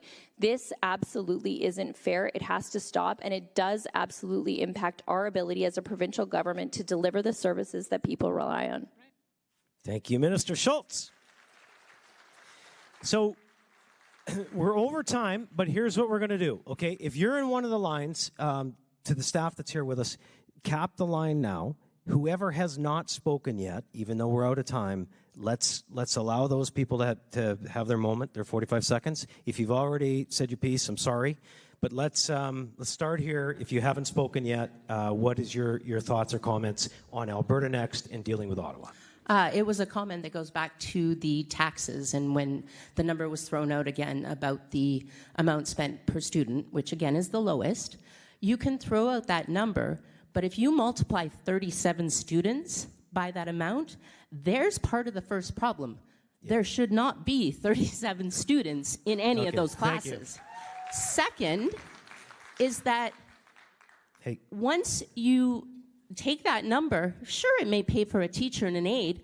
Who's paying for the principal, the secretary, the counselor, the heat, the lights, the technology, and everything else that goes into the school? It's not Alberta Next, ma'am. Like, I'm trying my best, but it's got nothing to do with it. Let me linkage. Let me do a linkage. Okay, you do a linkage, Premier, but I'm not going to listen to somebody screaming at a microphone. What we're talking about tonight is Ottawa over. Do you want to hear the answer? Ottawa overtaxing us. I mentioned that at the beginning of the evening. That our program costs are 70% of all tax dollars. We only collect 40%. Ottawa collects 60%, and then they use political means to transfer it. Alberta, year after year, has $20 to $25 billion that is siphoned out of our system to go to Ottawa so that it can be spent mostly in Quebec, but also in other places that vote Liberal. We have been watching this for years. $600 billion in the last 40 or 50 years that have been taken out of this province. You don't think we might be able to do a little bit more on social spending if those $20 to $25 billion stayed here? You don't think we'd be able to cut taxes a bit if those $20 to $25 billion stayed here? It is $5,000 per Albertan that every single year gets transferred out of this province for political reasons so that the Liberals can continue to spend it in places that vote Liberal. That is what is happening in the province and in the country. Thank you. Okay, let's go up here again. If you haven't been to the mic yet, go ahead. If you've been to the mic, I'm sorry, we're going to just finish with who hasn't. But if you haven't, go ahead. Thank you. I only have a comment in regards to Dr. Zhu's statement about how newcomers nowadays do not contribute as they did, and I'm just paraphrasing. My mom came to Canada with 2 degrees, and it took her 5 years to find a career that fit her expertise, which had already been commented on by Phyllis, I believe. So 2 decades later, she has now been recognized for her extensive volunteering service that she would not have been able to complete had her residence been denied after 4 years of not finding a job. So just to reiterate, not all immigrants have the same circumstances when coming to Canada. And I believe that immigration as a whole should be treated as an investment rather than just some kind of... Do you think the numbers are good right now with the numbers? Well, the amount of people that are coming from the federal government, do you think we're at the sweet spot? From the federal government? Yeah. I can only comment on the numbers in Alberta, and I know that the Alberta Advantage Immigration Program has been cut down significantly. And otherwise, all I can see is that people around me, people my age, have been just kind of completely inundated with racist misinformation that I have to deal with, that all of my friends have to deal with. Well, know that that's not, no, you can hang out there for a sec. Know that that's not coming from here. I can tell you that Dr. Zhu wouldn't have meant anything untoward by what he said. But I can tell you the message that we're trying to get is that, too many too fast, and we just want to be smarter about it. And we're grateful for every immigrant that comes and contributes. Over here. Thank you. Hi, Premier Jeevan here. First of all, I'd like to acknowledge that sitting in that chair is not easy. I've seen a couple of highlights on video. You get criticized, berated, people are angry, but you have courage to sit there and take it all. So I appreciate that. And I think, Bruce, you have the least amount of penalty minutes as Boreas Holming. Probably. Just a couple of comments. First is I've grown up in Alberta, so I consider myself Albertan first, not a Canadian, because looking back at the history of Alberta and how damaging the Liberal Party has been to Alberta, and if you examine history, since 1963, the Liberal Party has been in power except for two long-serving Conservative leaders, Brian Mulroney and Stephen Harper. Even Stephen Harper could not introduce the Triple E Senate. So nothing is going to change in this country because even the equalization payments that we discussed before, they will, Bruce Party is right, they will never be able to change the Constitution. Jeevan, what's the solution? What's the solution? Yeah, and you're over 45. What's the solution? We failed to address the 1996 Veto Regional Act as well, so consider that. So as an Albertan or son of an immigrant that's grown in Alberta has known that how damaging the eastern parties are to Alberta, I see no other way other than getting out of Confederation. You want out. Jeevan, that's Alberta next. Thank you, Jeevan. Over here. Okay, thanks, panel, for coming up and listening to Fort McMurray. It's really special for us to have your ears here. I'm president of the Home Builders of Fort McMurray, Build Wood Buffalo. I'm also on the board of Build Alberta. I'm wondering, the question is about the provincial taxes. Is there something we could maybe do to tweak the provincial taxes so that we could have a surcharge on people who are flying in and out of Fort McMurray and taking the taxes, which I believe is billions of dollars, because our economy in Fort McMurray is really in trouble. I was on a meeting today. Grand Prairie is booming. Alberta is booming. I believe there was 59,000 starts in Alberta, and we had basically none. And we are the golden goose for the whole province. Is there some way to put a surtax on provincial taxes? Premier, do you want to, or do you want to add it to your closing comments? Well, I might just say, if there's others who want to speak, I might just say this is something that Brian Jean ran on in the leadership campaign.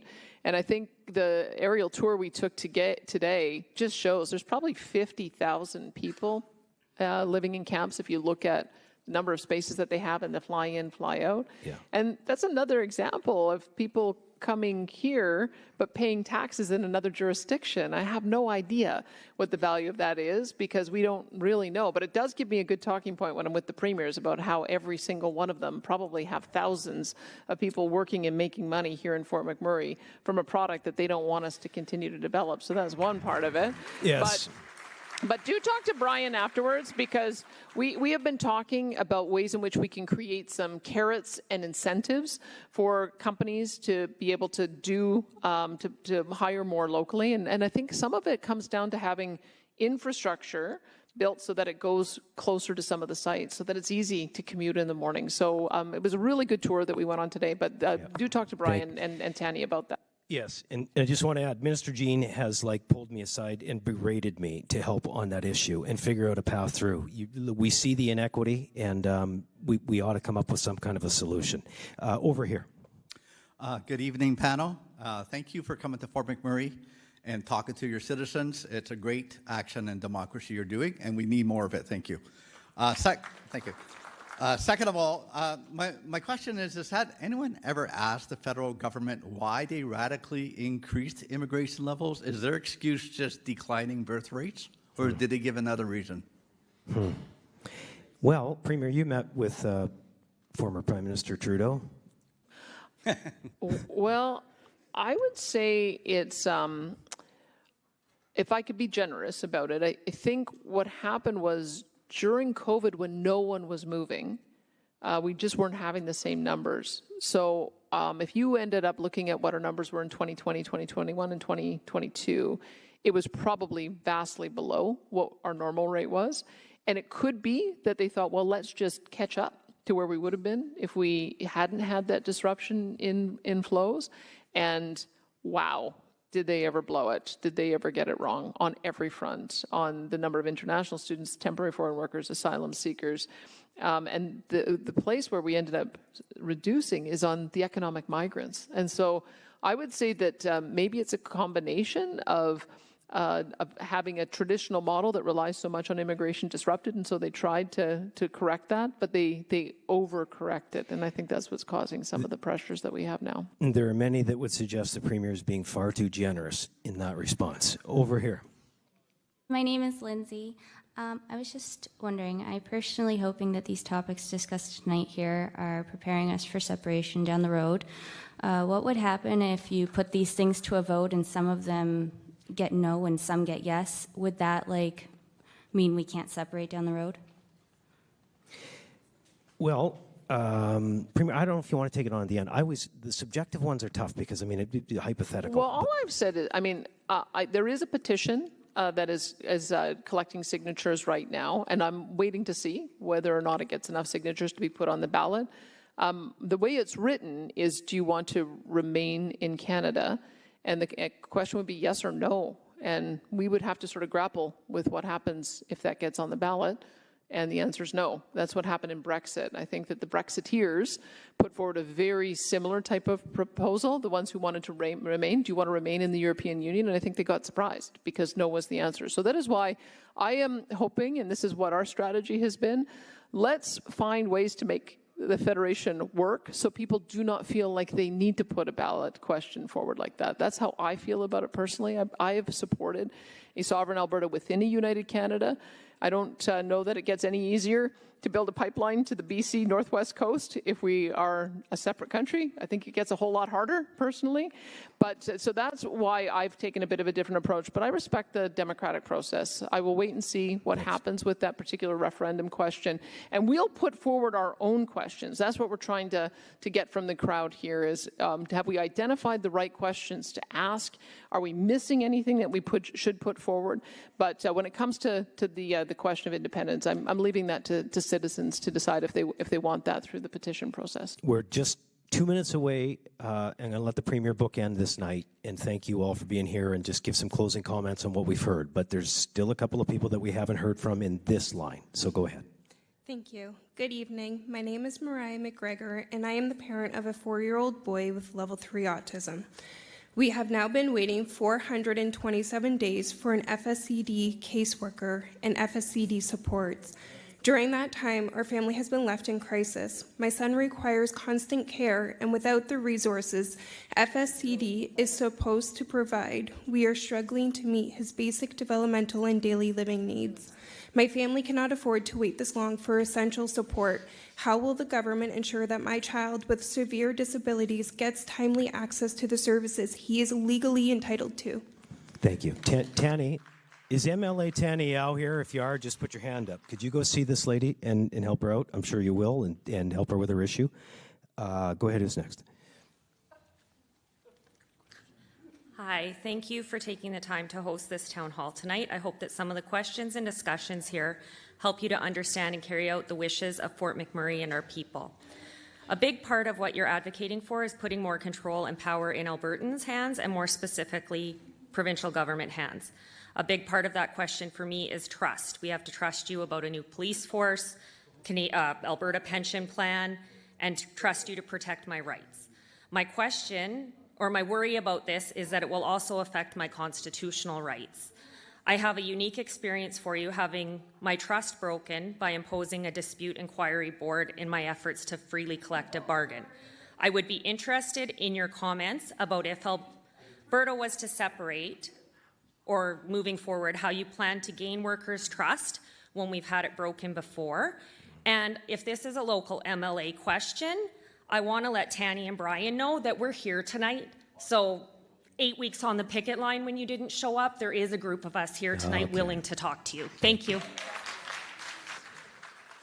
Anybody else on Alberta Next? I think we've got one more. Is that right?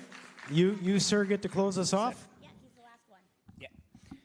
Thank you very much to be here, and I'm honored, just a pleasure to be here.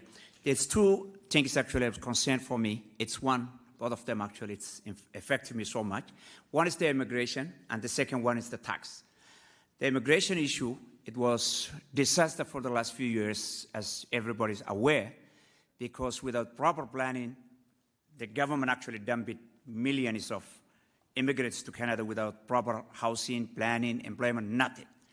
What is the best plan you have if that actually goes to the, and Alberta government is overtaking on that one? That's one of the questions. Okay. The other thing is on the tax. I've been dealing with the tax for the last 31 years. I'm a tax guy, and I know exactly how the tax works. In Quebec, which have the highest tax rate, and compared to Alberta, Alberta has the lowest tax rate. How are you going to protect if we take the tax from the federal government to the Alberta and Albertanians to personal tax, which is the lowest in Canada? Okay, thank you. I think what we'll do, Premier, if you could weave that into your closing comments, and I'd certainly like a minute to recognize the panel when you're done. But man, we've had a good 2.5 hours, almost 3 hours discussion tonight. We've got some great ideas.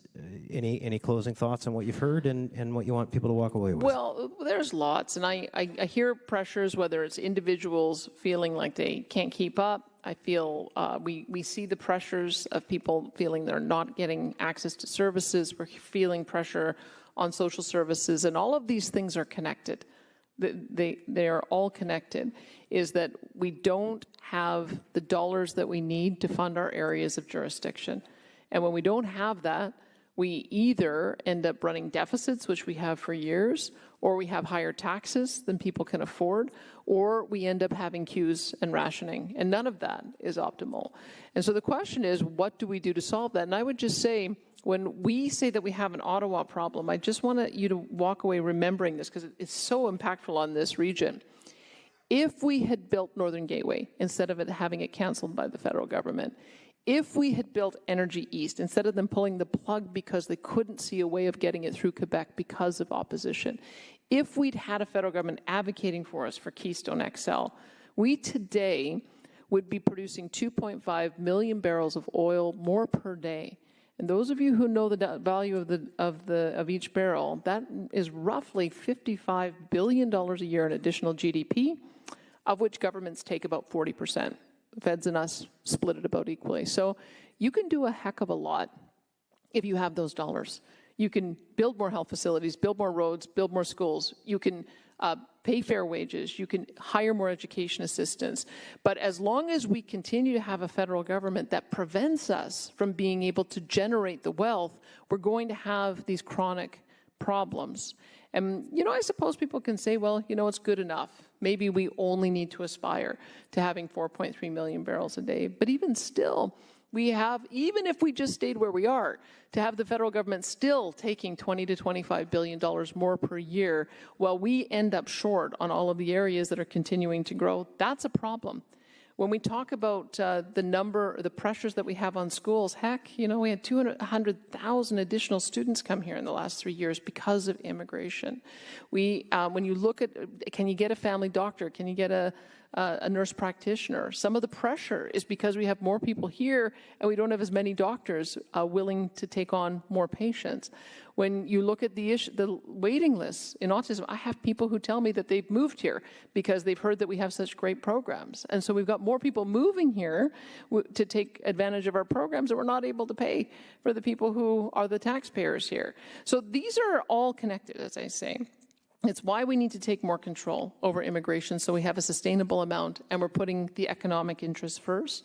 And it's why we need to have more control over our taxes, and it's why we need to have more control over our economic future by being able to determine what our policy should be. Because we cannot achieve everything that everybody in this room wants to achieve unless we have more control over our destiny and more control, more particularly, over how we manage those dollars. So I would just ask you to take that away. It's part of the reason why we're going through the consultation. Anyone who gets involved in politics probably has been talking about these kinds of things for as long as I have, about 30 years. But the general public, they're worried about the day-to-day. And so that's what we're trying to vet is, are these issues that political parties talk about, are they something that the general public sees an interest in us doing? That's what we want to do.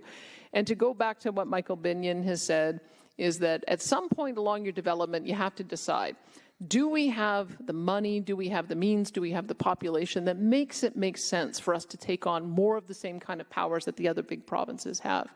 Because Quebec has been doing them from the beginning, but, you know, now that we're our size, maybe we couldn't have done it when we were impoverished in 1932 and went bankrupt. Maybe we couldn't have done it when we only had 1 million people. But maybe we can do it today. And that's, again, part of the reason why we're doing these consultations. So thanks for your honest feedback, and we're glad that you came out tonight.